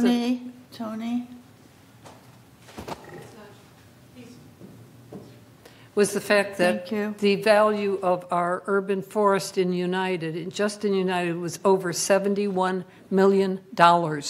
So when you talk about the assets in this community, tack on $71 million, which it might cost if every tree was to be replaced by a tree just like it. So that's a tremendous asset in our community. Thank you. Moving on to item E, entertain a motion to approve the revision to resale inspection fees. Maggie? Yes, this is 13E, page 9 of 10. Resolution 0124XX, revised resale inspection fees. Whereas resale inspections are utilized to identify any damages and modifications to the property for which the selling party may be financially responsible. as well as identify any necessary repairs and/or replacements that may be the mutual's financial responsibility. And whereas a recent cost analysis revealed that a portion of the costs associated with the resale inspection process is not recovered from the requesting member, and an increase in the fee would serve to recover more of the administrative costs associated with the transactions. Now, therefore, be it resolved March 12, 2024, the Board of Directors of this corporation hereby revises the resale inspection fees as follows. First inspection, $353. Re-inspection, if required, $57. Final inspection, if required, $103. Resolve further that each charge will be billed separately, and resolve further that when a progress inspection is requested or when a request for a final inspection fails, the member will be charged a re-inspection fee. And resolve further, no fee will be charged for final inspection if after the first inspection it is determined that there are no corrections for the member to complete prior to the close of escrow. And resolve further that the first inspection portion of the fees will be billed as a chargeable service to the seller upon completion of the first inspection, and the re-inspection and final inspection portion of the fee will be collected through escrow upon closing. And resolve further, Resolution 010816, adopted January 8th of 2008, is hereby superseded and canceled, and resolve further that the officers and agents of this corporation are hereby authorized on behalf of the corporation to carry out this resolution. I move this resolution. Second, please. A second. Nikki, thank you. Okay. And Bart, do you have a report? Thank you, Madam President. Members of the board, it has been 16 years since the reinspection fees have been updated. Staff was asked to review the current charges and the services that we provide and see if the charges that are currently being charged recover the expense that is incurred. Staff reviewed the most recent resale inspections that performed, tabulated the time that we spend on average for each one of those for the services that we provide, and came up with a table that you see attached. We provide as much information so that you can see where the time is spent. We have updated the rates to the current billable rates that we have, and we propose that in order to recover the time and the expense that we incur, that the first inspection be set at $353. We have introduced a new fee for a reinspection. We found that there have been a few times when members ask for a final inspection, but the corrections have not been completed, and we have to return with a final inspection after that. This hopefully will prevent that from happening, but if it does, or if the member wishes to have a progress inspection, this is available to them. We have also made it clarified that if a final inspection is not required, that they will not be charged for that. And that circumstance is when, upon completion of the first inspection, it is determined that there are no corrections, then a final inspection is not needed. And now we make it clear to them, that to the members, that they will not incur that expense. So with that, I'm available to answer any questions that you may have. Questions? Nancy, you have one? I actually have a discussion item. Okay, go ahead. I want to say, working on governing documents in the member hearings and also the resale packages, I want to endorse the fee increase that they're proposing. It's been, as you said, 16 years, since 2008. And there's an important factor that ties all this together. When we issue a resale package, and a property is engaged in an escrow or transaction, with certain language that we use and certain events that take place. There's a first inspection, then there is a notice of corrections to things, and then there's a final inspection. Now, pursuant to the resolution, I would make a recommendation, which is basically technically a motion to amend it with some corrected words so that it ties into the language that we use in our resale package and our bylaws in describing this process. And that would be, on the first sentence, whereas resale inspections are utilized to identify any damages, and I would insert alterations or modifications to the property. And this is a motion. And I would add the word in the third sentence, as well as identify any necessary repairs and or corrections and or replacements. It comes up when, okay. Now, this is important also because when we do hearings, the first thing that comes up is we always refer people back to the escrow packages. So I'm supporting this fee increase because we are 60 years into this, and in every transaction, it's becoming more and more important to pinpoint the alterations, the modifications. And modification would be the addition of a patio room. An alteration would be putting a new kitchen in, that sort of thing. So these little minor things come up, and this resolution, as amended, I think satisfies that which we need. Is there a second to Nancy's motion? I would like to ask Bart if there is... Yes, there's a second. Is there a second, Ellen? Yes. Ellen is second. Okay. Go ahead, Maggie. So you wish to say, as well as identify any necessary repairs, corrections, and or replacements. Is that correct? Correct, because the escrow papers say first inspection, and they give you corrections notice, and that's the word they use. And then there's a final inspection. Okay, thank you. You're welcome. Madam Chair. Yes, Ellen? Madam President. I would like to, I think we had this discussion before, Bart, about what is the current first inspection fee? What is the current one? I can answer that. It's 150. So it's being increased. First inspection fee Was is $150. $90, and the final inspection is $60. So we never had the reinspection fee? No. No? Okay. Okay. I just think the reinspection fee could be higher. I don't know how the 57 came up. Is that? We feel that is a more simpler inspection where you go to the manner you determine that the corrections have not been completed, and you return to the office to make a note that is not complete. Okay. I think it costs $50 just to start your car up. Okay. I think it should be increased, but So question, are we approving the amendment or not? Well, we're still in discussion on the amendment at this point. Anything, Sue? Do you have a further discussion on the amendment of Nancy's change in languages? Yes, I'm sorry, I can't follow it. If I had it in writing, perhaps I could understand it better. But I'd like Bart to, if Bart was able to follow it, what are your thoughts on this? Perhaps give him the paper that you have written out so that he can... Shall I read it the way It's, Yes, please read it, Nancy.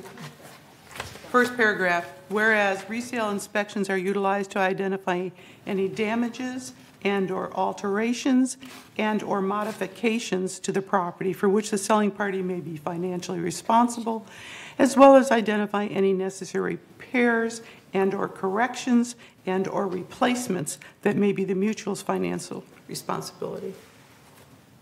And Madam Chair, Actually, those revisions, I think that's technically not right. It could be either the mutual's responsibility or the seller's. So that should be stricken. That may be the responsibility. It shouldn't be just the mutual's. It uses the conditional tense may. Yeah. May. Maybe, correct. I'm a little Mm-hmm. uncomfortable with it, but technically, legally, you're correct.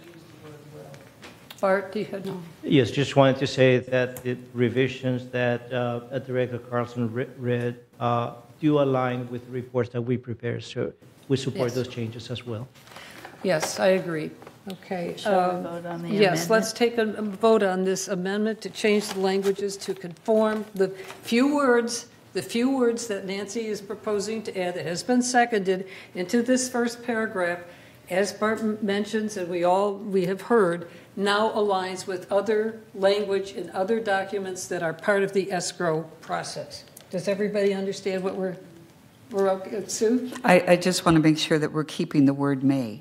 May. Yes, Yes. for sure. Absolutely. For sure. May. Okay, Yes. all right, thank you. Okay, vote please.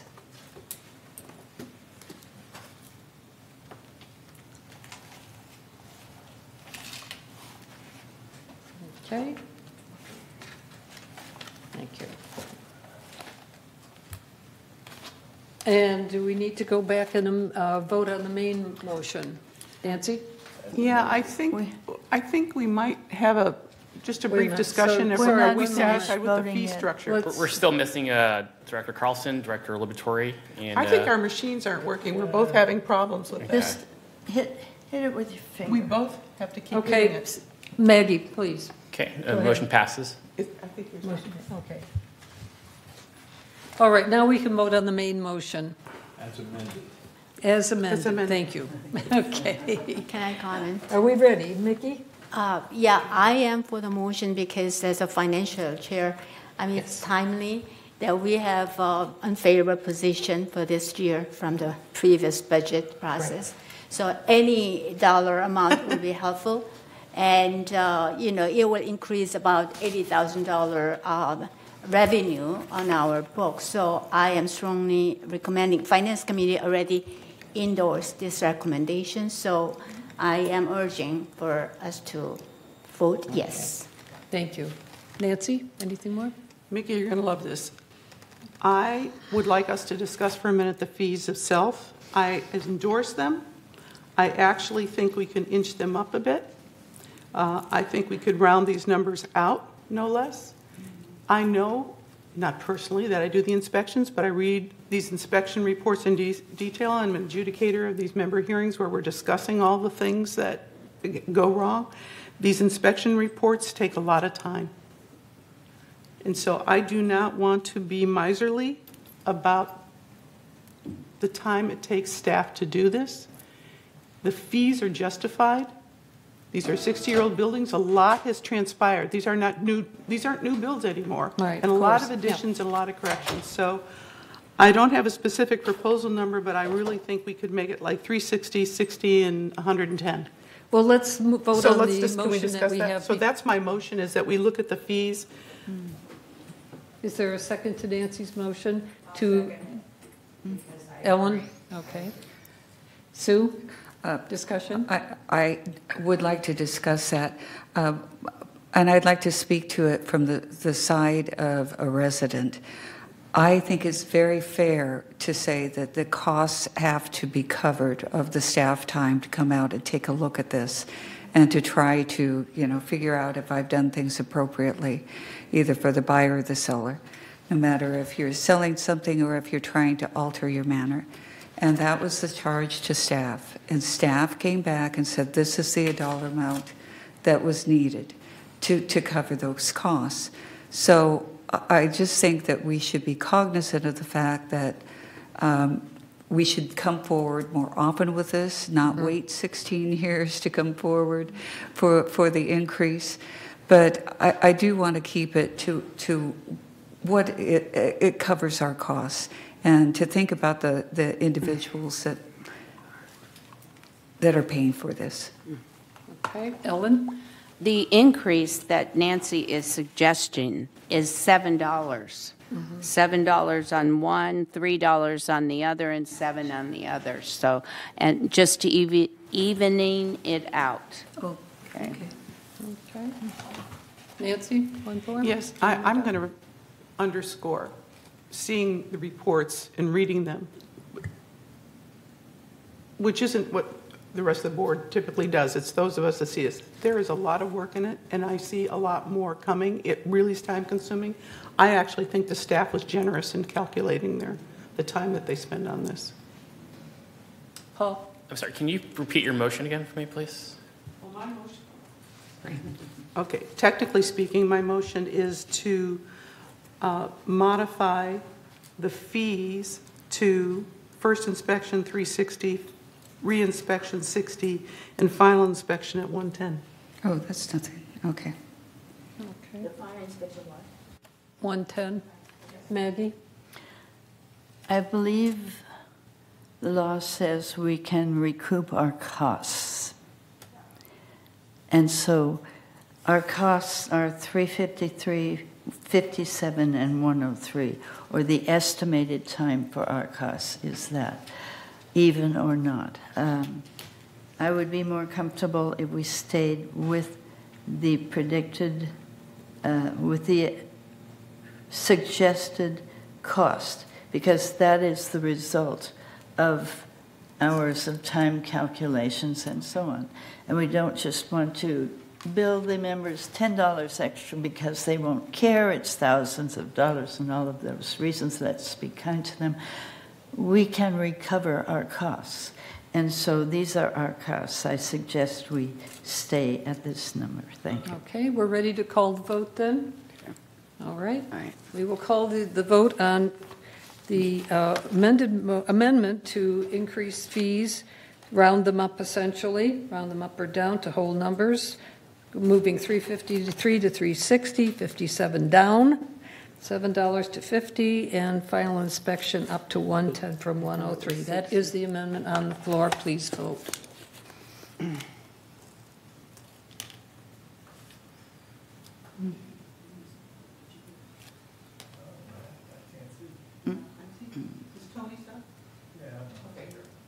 Okay. Okay, you swayed me. Motion passes 8-3. Motion passes. All right, let's go back and then vote on the resolution, the original motion on the resolution. Or was there a second amendment that we were still dickering over? No. The language. We passed that. Okay. Going forward then to the original resolution. We ready to call the vote on that? Please do vote online.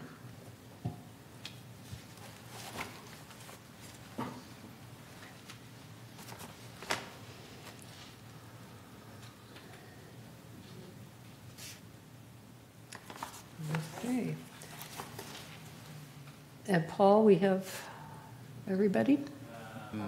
One more. One more. Do you want me to plug it in for you? Is that a yes? I can do that. Okay. Motion passes. And let's not wait 16 years to look at this. Yeah. I don't want to calculate how much revenue we've lost over those 16 years. I thank everybody on behalf of the staff time. Thank you. Yes, it was very good work done and very interesting report. And we're moving on now to item F. Entertain a motion to approve supplemental appropriation to replace benches on Friendship Walk. Okay, bench day it is. Maggie, if you will.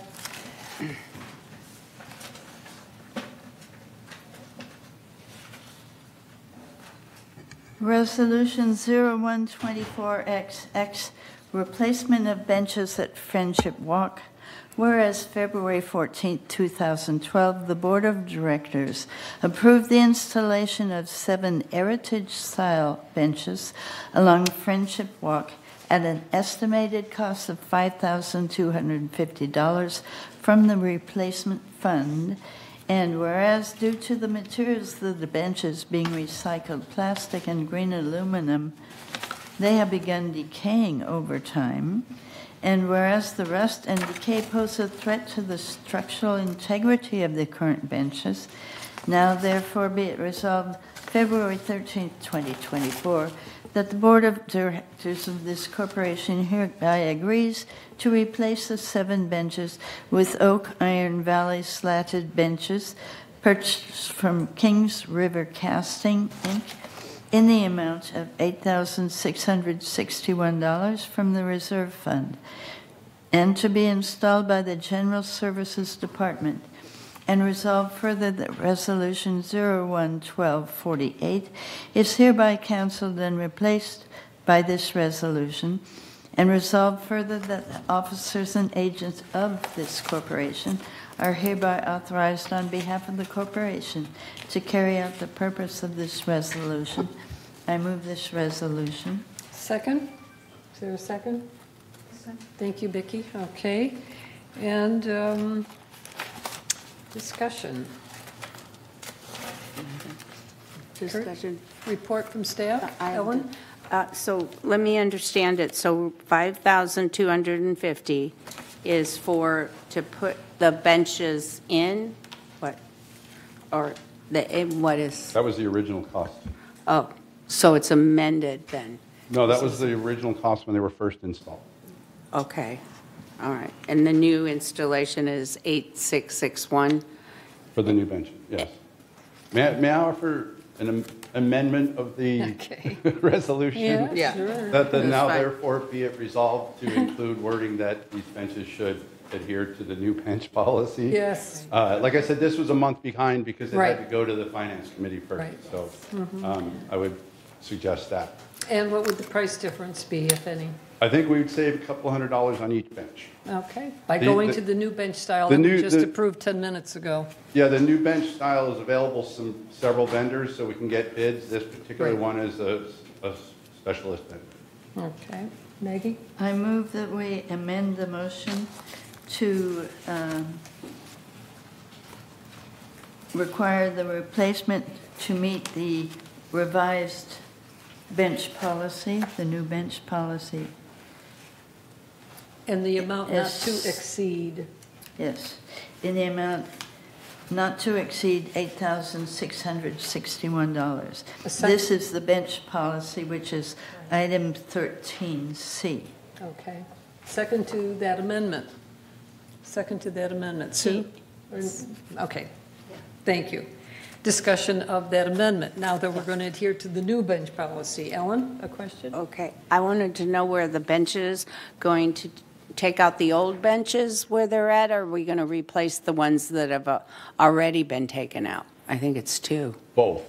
There's some that were taken out because they were unsafe. There are some still there that are in bad condition, so all 7 of them will be replaced. Okay, thank you. Mickey? Yeah, just a comment to the amendment. Finance Committee met on January 30th, and we endorsed that amount, $8,661. Yes, thank you. Okay. Paul? Director Tuning has his hands up. Tom? Yes, the new bench policy's on 28-day review. So are you waiting until that policy is approved to do this? Or are you saying that this is amended to go with the unapproved bench policy? There's a 6 to 8 week lead time on the benches, so we could wait the 28 days to actually order them. Okay. Understood. We ready to vote, Sue? I hope we don't do that. Yeah. The people really want these benches, and I hope we go forward and Right. with this. Okay, let's vote on the amendment then, please.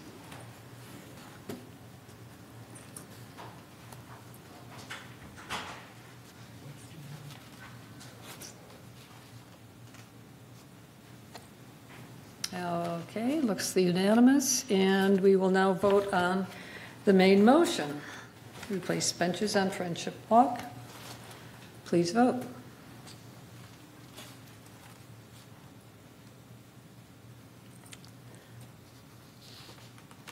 And,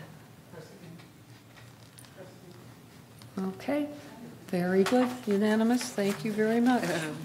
And now we are at the last item under new business, and Francis is here from the membership disciplinary report.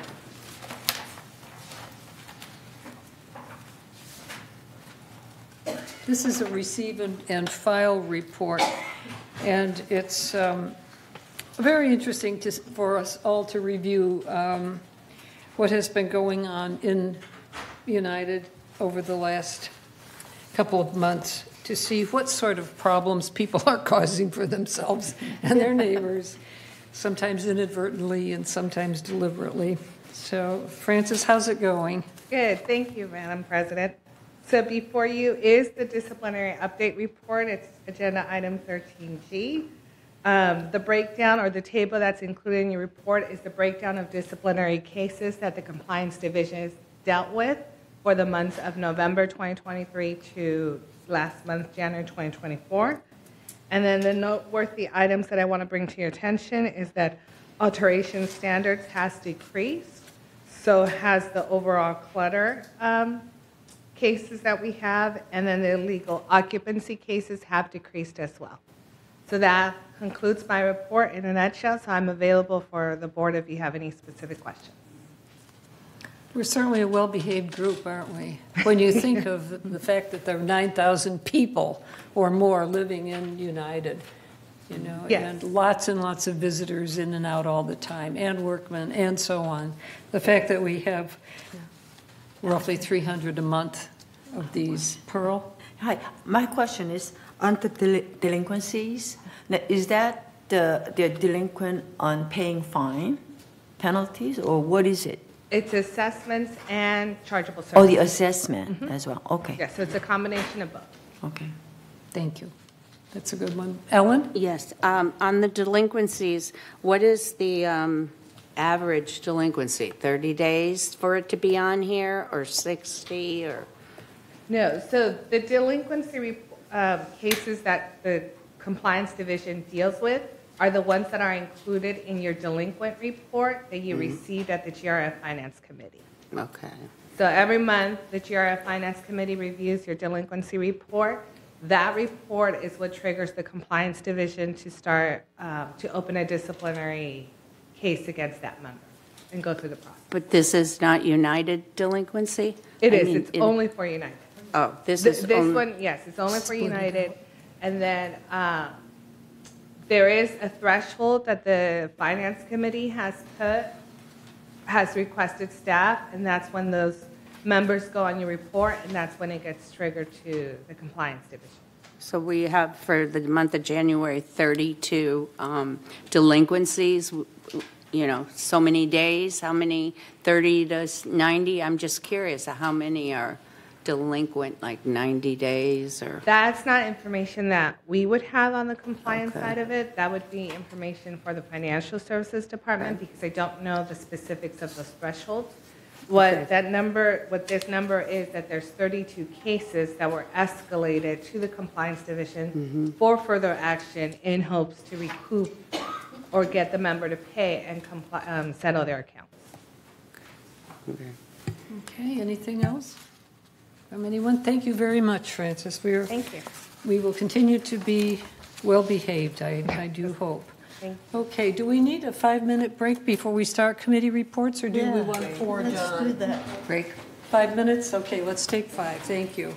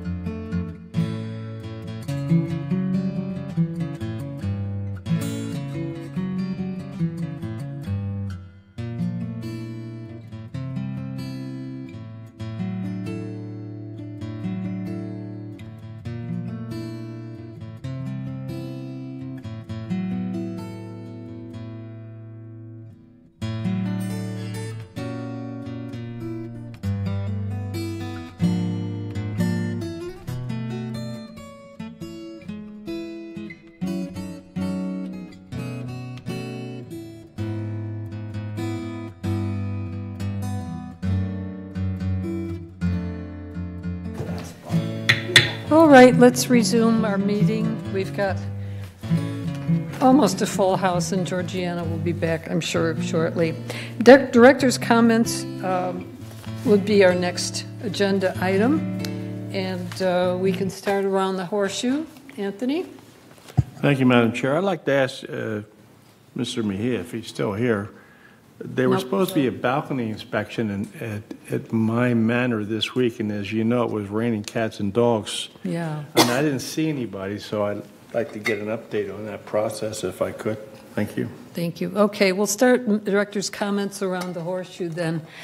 Nikki, do you want to start? Oh, yeah. We're having a lot of financial issues around because it's a busy season.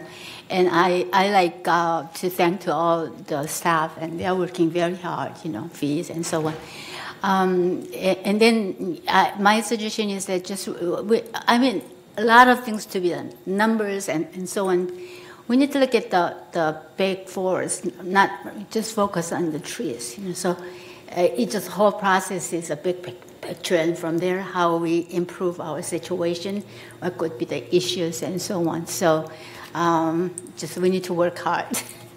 Thank you. Maggie? It's been a day of amendments and amendments, and I think we did almost all of them, and possibly all of them correctly. So that was congratulations to the team. The amendments were brought forward, discussed, an amendment was made to the amendment, and so on, and we did them all in the right order, and kudos to everybody, because we tried real hard. Thank you. Sue? You saw all the hard work that was done by some of the committees that I serve on. The landscape committee, it's just wonderful that we got the urban forest management plan pulled together. And again, it's just amazing that people can have an issue, come forward, and we can work cooperatively together and develop something that benefits the whole community. So I'm very appreciative of that, and for all of the members and the ad hoc committee members that gave their time. And in particular, a shout out to Kurt Weeman and to Bob, who is the arborist who was serving at that time, and I'm so sorry I forgot his last name. He's retired, I think, but he was very, very proud of the fact that we were able to do this, and it's a model for other communities. Marquette, yeah. Pearl, anything? Well, I think this morning, the thing that stands out the most is about the trees and benches and urban forest. I hope that those who love our landscape watch this meeting and appreciate all the effort that we're putting in. And also, additionally, I'd like to thank Nancy Carson for suggesting that we make changes on some of the fees that we're charging. Although it's not although it seems like a minor changes, some of you might be affected by it, but it is our best effort to increase our revenue to fight against the cost problem. So I hope that you understand, and it is reasonable, although we have raised. We try to stay within our budget. I know that your financial problem is our financial problem, so I want you to know that we try to make it as reasonable as possible and put our honest effort forward. Thank you. Vidya, anything? Oh, me? Yeah. I'm kind of impressed with the way this meeting has gone so smoothly, with things actually getting done and without getting into big contentious fights. And that's all I have to say, really. Oh. Anthony? Oh, I said my piece. You said your piece. Nancy? Yeah, I just want all the people in the viewing audience, although we can't see you, we know you're there. The meat and potatoes of the operations is at the committee level. So it's really important to attend committee meetings and bring your issues there where they can take them up. What comes up in the boardroom here is really the period at the end of the sentence. But the hard work comes at the committee level. That's where you should bring your issues, items, ideas, comments, because that's where the resolutions evolve from that we vote on in this dais here on this example. And I also want to thank the people who assisted me at the town hall. It was a pretty active one, so I'm going to footnote this by saying, everyone in United, it's very important to have HO6 insurance, which protects you. Thank you. Ellen? Okay. I want to actually expand on what Siobhan had said earlier about see something, say something. I saw some things last week about water. Water is the most destructive force on Earth. And this weekend I saw several triangular water caps in driveways that were just oozing out water, and water was flowing. I wondered how many people had called about that. I think it's important that we're alert, and we alert resident services. On weekends, you have to alert security. There was a fire hydrant that was 2 times has been leaking water, and that can lift asphalt. Water can lift asphalt or concrete in a parking lot, and it has lifted the street of Castilla. Okay, there's a big hole there. So I think there should be some investigation on that, but everybody, I want all the residents to be alerted. If you see water, then please report it. Thank you. Okay, Georgiana? Yes, I was on the landscape committee for a while. I was on the landscape committee for a while, and that's a big job because United has 1,100 buildings and 236 miles of edging. And while the cost is $65 per month per manor, when you add the ancillary costs such as health care and retirement and stuff like that, it takes it up to $91 a month. So it's sort of an expensive deal. And then plus we have the outside services at $28.81 a month.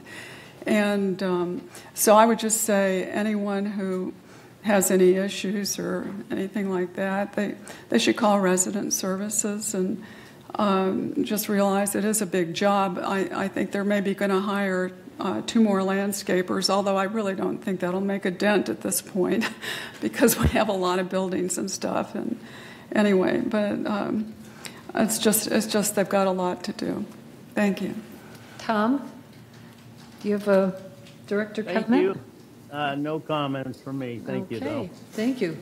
We will move now into committee reports. Again, if your committee did not have a meeting in the last 30 days, just pass on. We'll start with finance. We always have a report on finance. Yes, welcome to the finance world. I've been dreaming and dreaming of numbers every night. Well, not every night. I'm sure. Well, it's a busy season, and audit is starting. Tomorrow, GLF audit task force is meeting with our company, and also we need to work on the budget. I will start with the treasurer's report. Slide 1, through the reporting period of December 31, 2023, total revenue for United was $51,917,000 compared to expenses of $54,211,000, resulting in net expense of $2,294,000, which is red, right? And slide 2 shows in finance, we keep a close eye on the operating portion of our financial results. The operating fund without depreciation shows an operating deficit of $651,000 through the reporting period. This chart shows how much of our revenue went into operations, with $23,718,000 coming in from assessments and $1,897,000 coming from non-assessment revenue. And this is compared to operating expenditure of $26,266,000 without depreciation. Next slide, number 3. This chart takes the full income statement and compares those results to budget. We can see that United ended the period worse than budget by $558,000 when combining all funds. Slide 4. The most significant variances from budget were attributable to the following. Number 1, employee compensation, $1,387,000. Its favorable variance resulted primarily in the landscape and maintenance and construction departments due to open positions.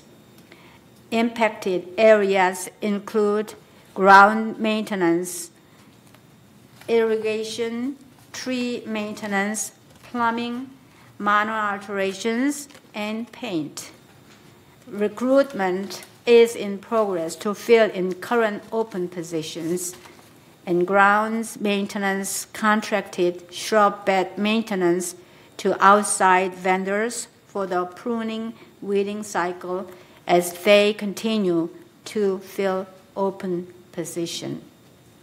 And then second favorable one is investment income, $554,000. This variance resulted from higher rates of return received on Treasury bill and city investments than anticipated at the time of budget preparation. And then fees and changes to residents, $225,000. Favorable variance due to recorded revenue of backlogged damage restoration cases. All cases with determination hearings in 2023 were accrued in 2023.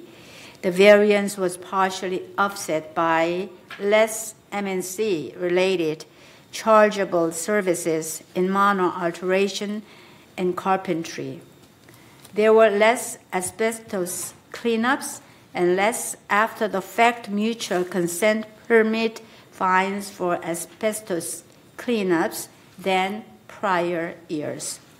Additionally, there were less resident requests for carpentry-related chargeable work than planned. And then in the red area, the unfavorable positions, variances. Number 1 is, of course, insurance. This variance due to higher property insurance premium than anticipated upon renewal on October 1, 23, which was in effect for 3 months of 2023. That's why we are considering to change the effective date, renewal date to June, and we are in the conversation with the insurance and department, so on. And then outside services, which is the most high unfavorable variance, $1,951,000. It's primarily in the maintenance and construction again, and less landscape departments. In MNC, there were more moisture intrusion events caused by rain and plumbing leaks than anticipated at the time of budget preparation. And rainfall was higher in 2023 than its average for the preceding 5 years. And additionally, there were more resident calls for service for general plumbing repairs and maintenances than anticipated at the time of budget preparation. Landscape contracted shrub bed maintenance to outside vendors for the pruning weeding cycle as they continue to fill open position. Let's go to next slide. On this pie chart, we show non-assessment revenues earned to the date of $2,500,000 $592,000. And revenue is organized by category, starting with our largest revenue generating category, fees and charges 40%, followed by investment income 27%, and laundry 9%, lease processing fee 6%, and resale processing fee, and so on. In slide 6, on this pie chart, we see the expenses to date of $54,210,959 to be exact, showing that our largest categories of expense are for property tax and employee compensation, about same, 26%, followed by outside service, 21%, insurance, 9%, utilities, and so forth. In the upper right corner, we show a breakout of utility categories. Sewer, 1.56 million, and water, 1.9, trash, almost $806,391, electricity and telephone. So water is a big portion, as we discussed this morning. And then let's go to next slide, slide 7. On this chart, we see those same expenses excluding property tax. So employee compensation is top, and then outside services, so on. And then slide 8, our fund balances are shown here.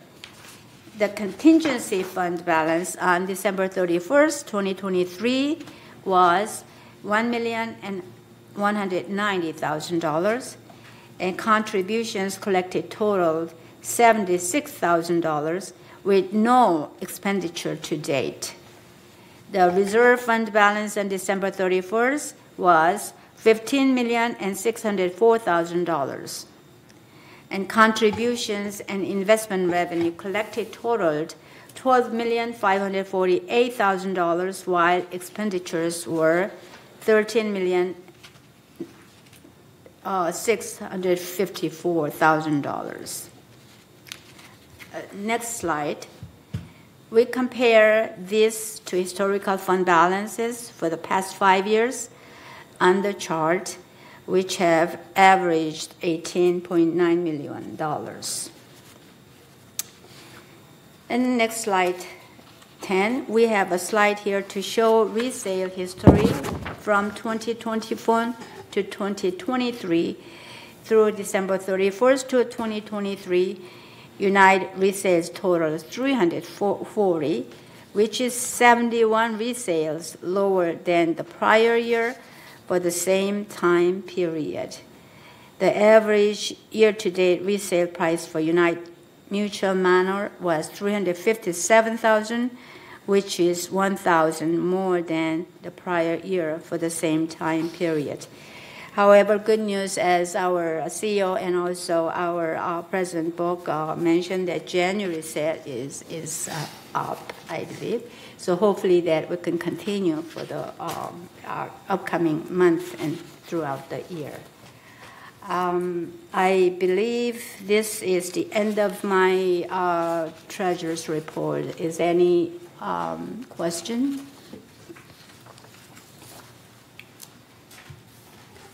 I just wanted to make a comment. You notice on this slide about reserves, we last year spent $1 million more out of reserves doing capital projects than we contributed to reserves. Mm-hmm. We can't keep that up forever. Right. Okay? Right. We all know basic arithmetic. Exactly. We can't keep spending more than we are contributing. So bear that in mind, folks. Ellen, you have a question for Mickey? Last year, we calculated $1.1 million for income for the backlog. How much have we collected for the backlog of manor restorations recovered? Do you have a figure? I don't have on my hand. I mean, I know it's somewhere in my records, but I cannot memorize all the numbers. I think I can answer that question for you. So we have billed approximately $576,000. So that was anticipated to be billed in 2024, but they finished up quicker than anticipated, and 90% of it was taken care of in 2023. So we've received 576, or that's what we billed? That's what we billed. So what have we received, do we know? That I couldn't tell you off the top of my head.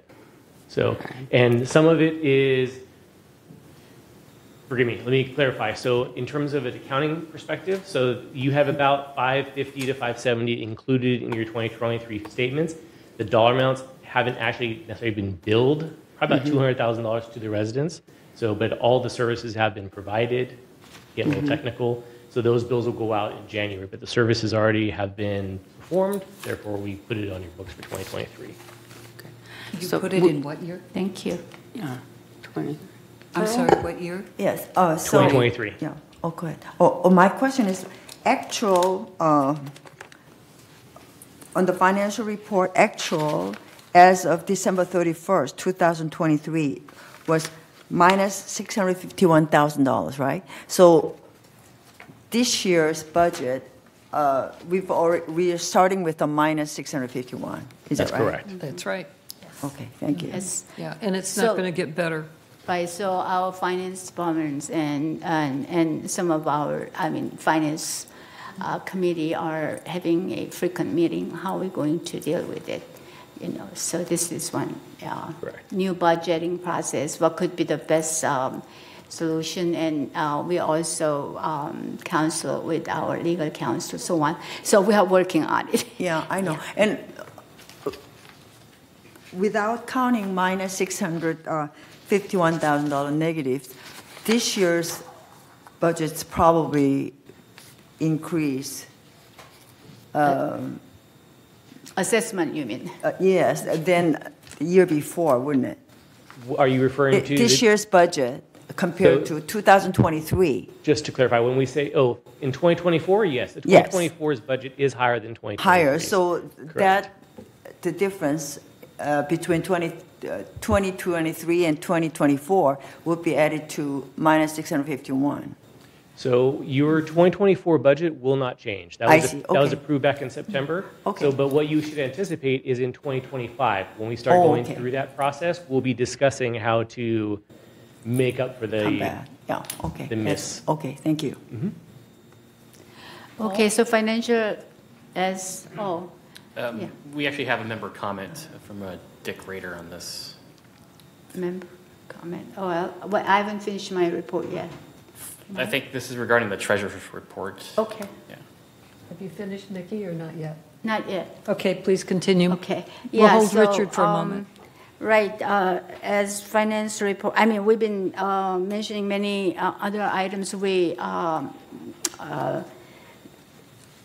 endorsed different, committees, landscaping, and also MNC. So we had many issues on the committee, but we had a very good committee meeting on January the 30th, and also we talked about the upcoming audit and budget, just preliminary things.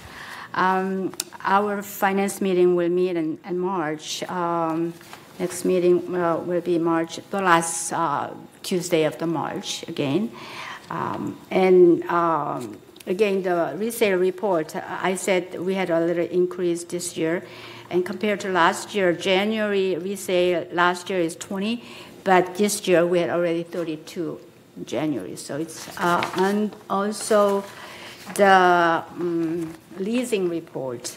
Again, January of 2024, we had 13.1% leased, which is higher numbers. That is my report. This is my completed report. Thank you. Thank you. Okay. Dick Rader. Comment from Mr. Rader? Thank you. I came in late, so I was just looking at the slide, and it appears that there's $558,000 deficit.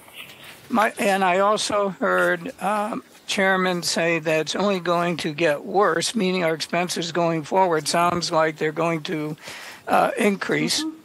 How are we going to deal with this because our budget is fixed? Well, as Treasurer Choi Ho said, we are dealing with 25 budget. It will be coming up very shortly when we deal with these issues. And we will come up with a variety of alternatives for us. The 2024 budget is set. We will be spending the money as we have agreed upon and as members have been notified to do, that we are doing. So we're not cutting back on the essential services that we've agreed to fund. So you don't need to worry about that occurring. What we are looking for are alternatives for the 2025 budget, as well as any current savings that might come our way that would not negatively affect maintenance and services. So, right. My question, though, if I may, was really relating to the 24, where the budget is fixed. Yeah, I wonder where the additional funds will come from for us for 24. Well, of course, we have contingency and we have reserves and funds. And so, you know, we obviously cannot use those except for their dedicated purposes. So we will look for other alternatives. For example, we just a few minutes ago passed a hike in the resale fees that will be charged that will bring us perhaps $78,000 more in revenue this year.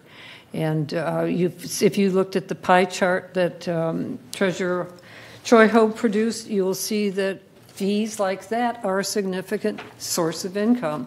So we can continue to look at those. Mickey, what else? And also, we are considering insurance issue too. Insurance if we could save a large sum of money, it would be very, very helpful. So we are looking every avenue of the fund that we could bring into, hopefully. And we are looking at the 2015 budget because, assessment, last year we had a very low assessment and even reduced it. So it will, some of the impact, we are dealing with it now. So yes, we want to cut down the cost as much as we can and reduce the assessment fee as much as we can to save our residents pocket money. However, we need to deal with those practical issues. So we try to maintain the maximum service, maintain it, and yet we will find every avenue. So staff and our finance committees, we are working very, very hard. So we all need your support and help. Thank you. Thank you. Okay, moving on. Thank you very much, Mickey. That was very comprehensive and understandable at the same time. Okay, architectural controls. Anthony. Thank you, Madam Chair. We had our monthly meeting on January 18th. There were no requests for variances, but Mejia and his staff are going over the architectural control standards. There's 44 up in there. And they're working very hard on that. And our next meeting is the 15th at 9:30 here in the boardroom, and everybody's invited. Thank you. Nancy, member hearings? Yes, for those who don't know, member hearings, we conduct them every other week. They run from 9 a.m. to 5 p.m. Maggie, Pearl, and I adjudicate those hearings, and effectively we're looking at principally, 99% of it is, collecting money that's already been expended by the mutual to fix things in residence matters. So we're endeavoring to get those funds as reimbursements. That's principally what it's about. And I've already spoken earlier today about the importance of having appropriate fees for the staff time, because during the member hearings we have 4 staff usually there, and we do not charge cart costs, if you were to say that in civil terms. So there's nothing more for me to report because the hearings are confidential. Go Ducks, Maggie. Okay, we met on January 18th and we discussed the financial requirements. We made some changes to the financial requirements, wording, and so on, some minor Scribner changes to our escrow packages. We also discussed the operating rules guidebook that's on the website, and we're going to include some minor changes in the operating rules guidebook. The committee will continue to review the operating rules guidebook and continue with those. We will check out the schedule of monetary penalties and see if those should be increased, and we'll go over the committee charter. That's this Thursday, February 15th at 1:30. And everybody is welcome. Thank you. Sue, landscaping? Landscaping, yes, you heard the majority of our work here and the various resolutions that passed. Kurt and his staff and our committee spent a lot of time looking at the project logs, of which there are many activities to be performed. On the water use comparison graph, we've gone down year after year after year significantly, and that is going to be a big issue for us in the future. So please come to our committee meeting, and that is my report. That meets on January 22nd at 1:30. Okay, maintenance and construction, Pearl? Oh, I'm sorry, February 26th. I'll get the date right yet. Okay. Pearl, maintenance and construction? It's you, Allison? Yeah. On M&C? Yes, M&C, please. Do you want us to, we'll move on, we can come back to you if. Okay, all right, we'll move on to resident advisory, Tony? Thank you, Madam Chair. We had our meeting. It's the second Thursday of every month, and our next meeting is on March 14th, and it's in the Elm Room. It's at 4 p.m., and if you have some issues that you want to talk about, please come. Thank you. GRF committee highlights. GRF finance, Mickey? Oh, yes. We did not meet this month yet. Okay. Next meeting is February 21, 1:30 p.m. Here. Thank you. CAC, Ellen? I think that Siobhan took away my thunder about the Clubhouse 1, but the pool is closed at Clubhouse 1 and will remain closed. The renovations there will start on March 7th, and we had a huge turnout at CAC, and it was pickleball players. And the pickleball players would like to build more pickleball courts, and they are looking for land to do this. So we're going to create an ad hoc committee to see what there is available for that.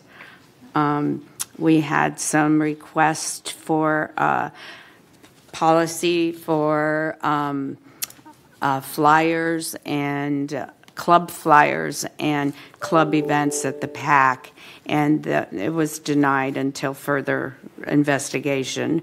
And I think that's it. Our meeting is the second Thursday of every month, and the next meeting should be March 14th at 1:30 here in the boardroom. Thank you. Okay. Sue, it looks like GRF hasn't met, the GRF landscape hasn't met for a while, right? No, but please come tomorrow. Yeah, thank you. Likewise, my two GRF committees, M&C, did meet, but I've been previously advised about that, and the other clubhouse ad hoc, too, you've been previously advised on that one. Space planning, Nancy, is the next GRF report.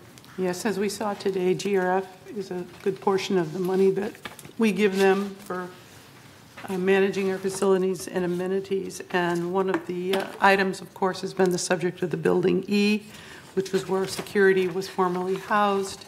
We had some reports that we reviewed to the committee that we hadn't seen before. The big focus is in the upcoming meeting, which will be March 6th, is trying to utilize the existing space within our campus, and particularly in this building. Our space utilization studies and our consultants all identify that that can be the solution.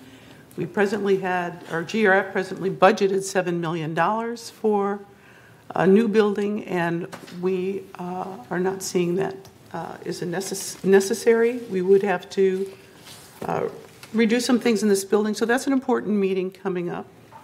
And appreciate member support in what our goal is, which also includes a financial realization that presently we are housing security in a professional office building adjacent to this one, and it's costing us $230,000 a year for approximately 15 people over there. So we took a 2-year lease. I don't know who did that, but made that decision. No harm, no foul. At this point, we're trying to get ourselves, what can we get out of that? Where can we put these people to save you money? And overall, not have a huge capital expenditure, which we're talking about our deficits and using reserves right now. We can certainly use that money. So that next meeting is March 6th. Okay. Media and communications, Sue?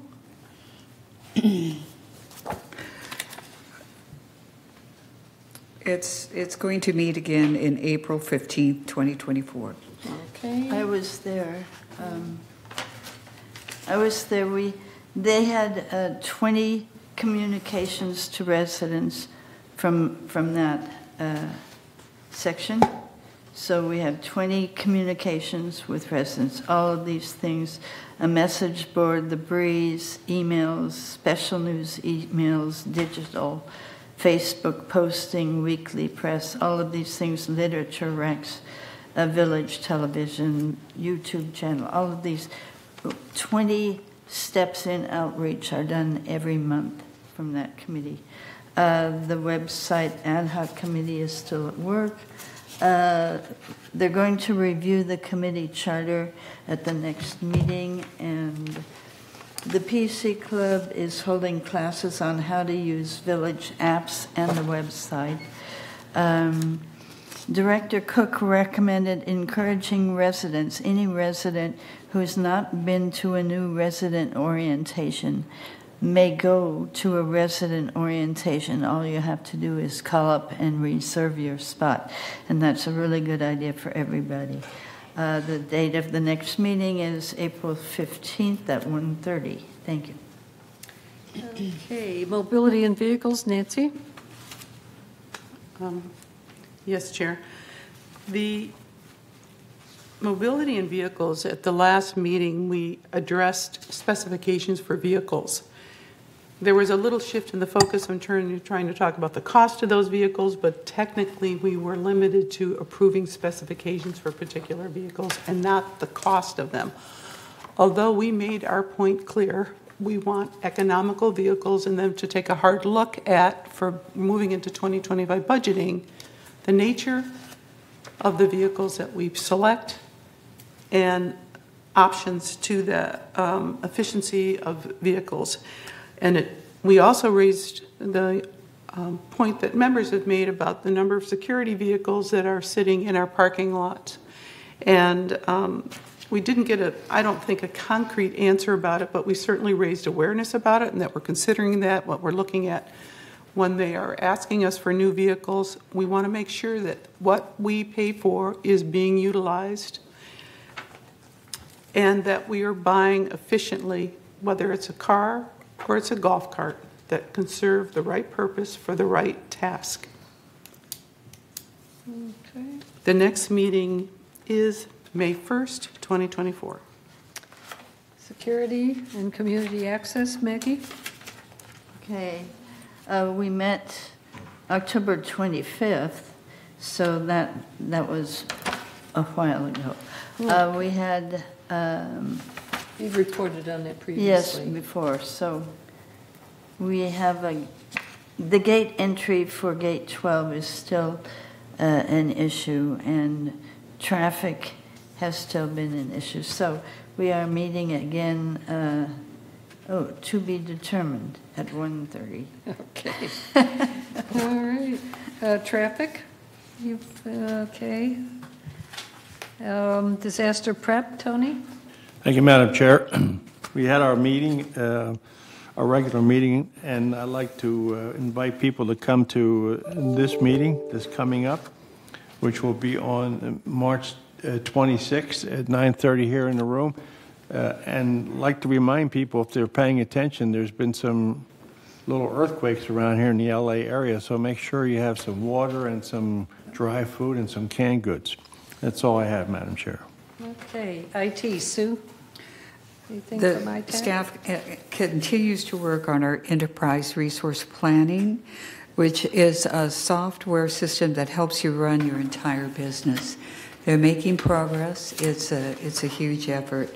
It supports the automation and processes in finance, human resources, manufacturing, supply chains, procurement, and more. So we continue to work. Okay. All right. Thank you all. Future agenda items. We will have, of course, we have some items out on 28-day review that we'll be looking at next month. Another couple of items, of course, the 2025 budget looms large in our futures, our near futures, and we'll all be very busy on that one. There's another item on here, and that is Robert's Rules of Order. We try to maintain our adherence to that, and we have had a thought that perhaps we would benefit from having the services of a parliamentarian, professional parliamentarian, sit with us at one of our board meetings and help us stay adherent to Robert's rules. And so it's something more that we will talk about this afternoon, about the possibility of doing that.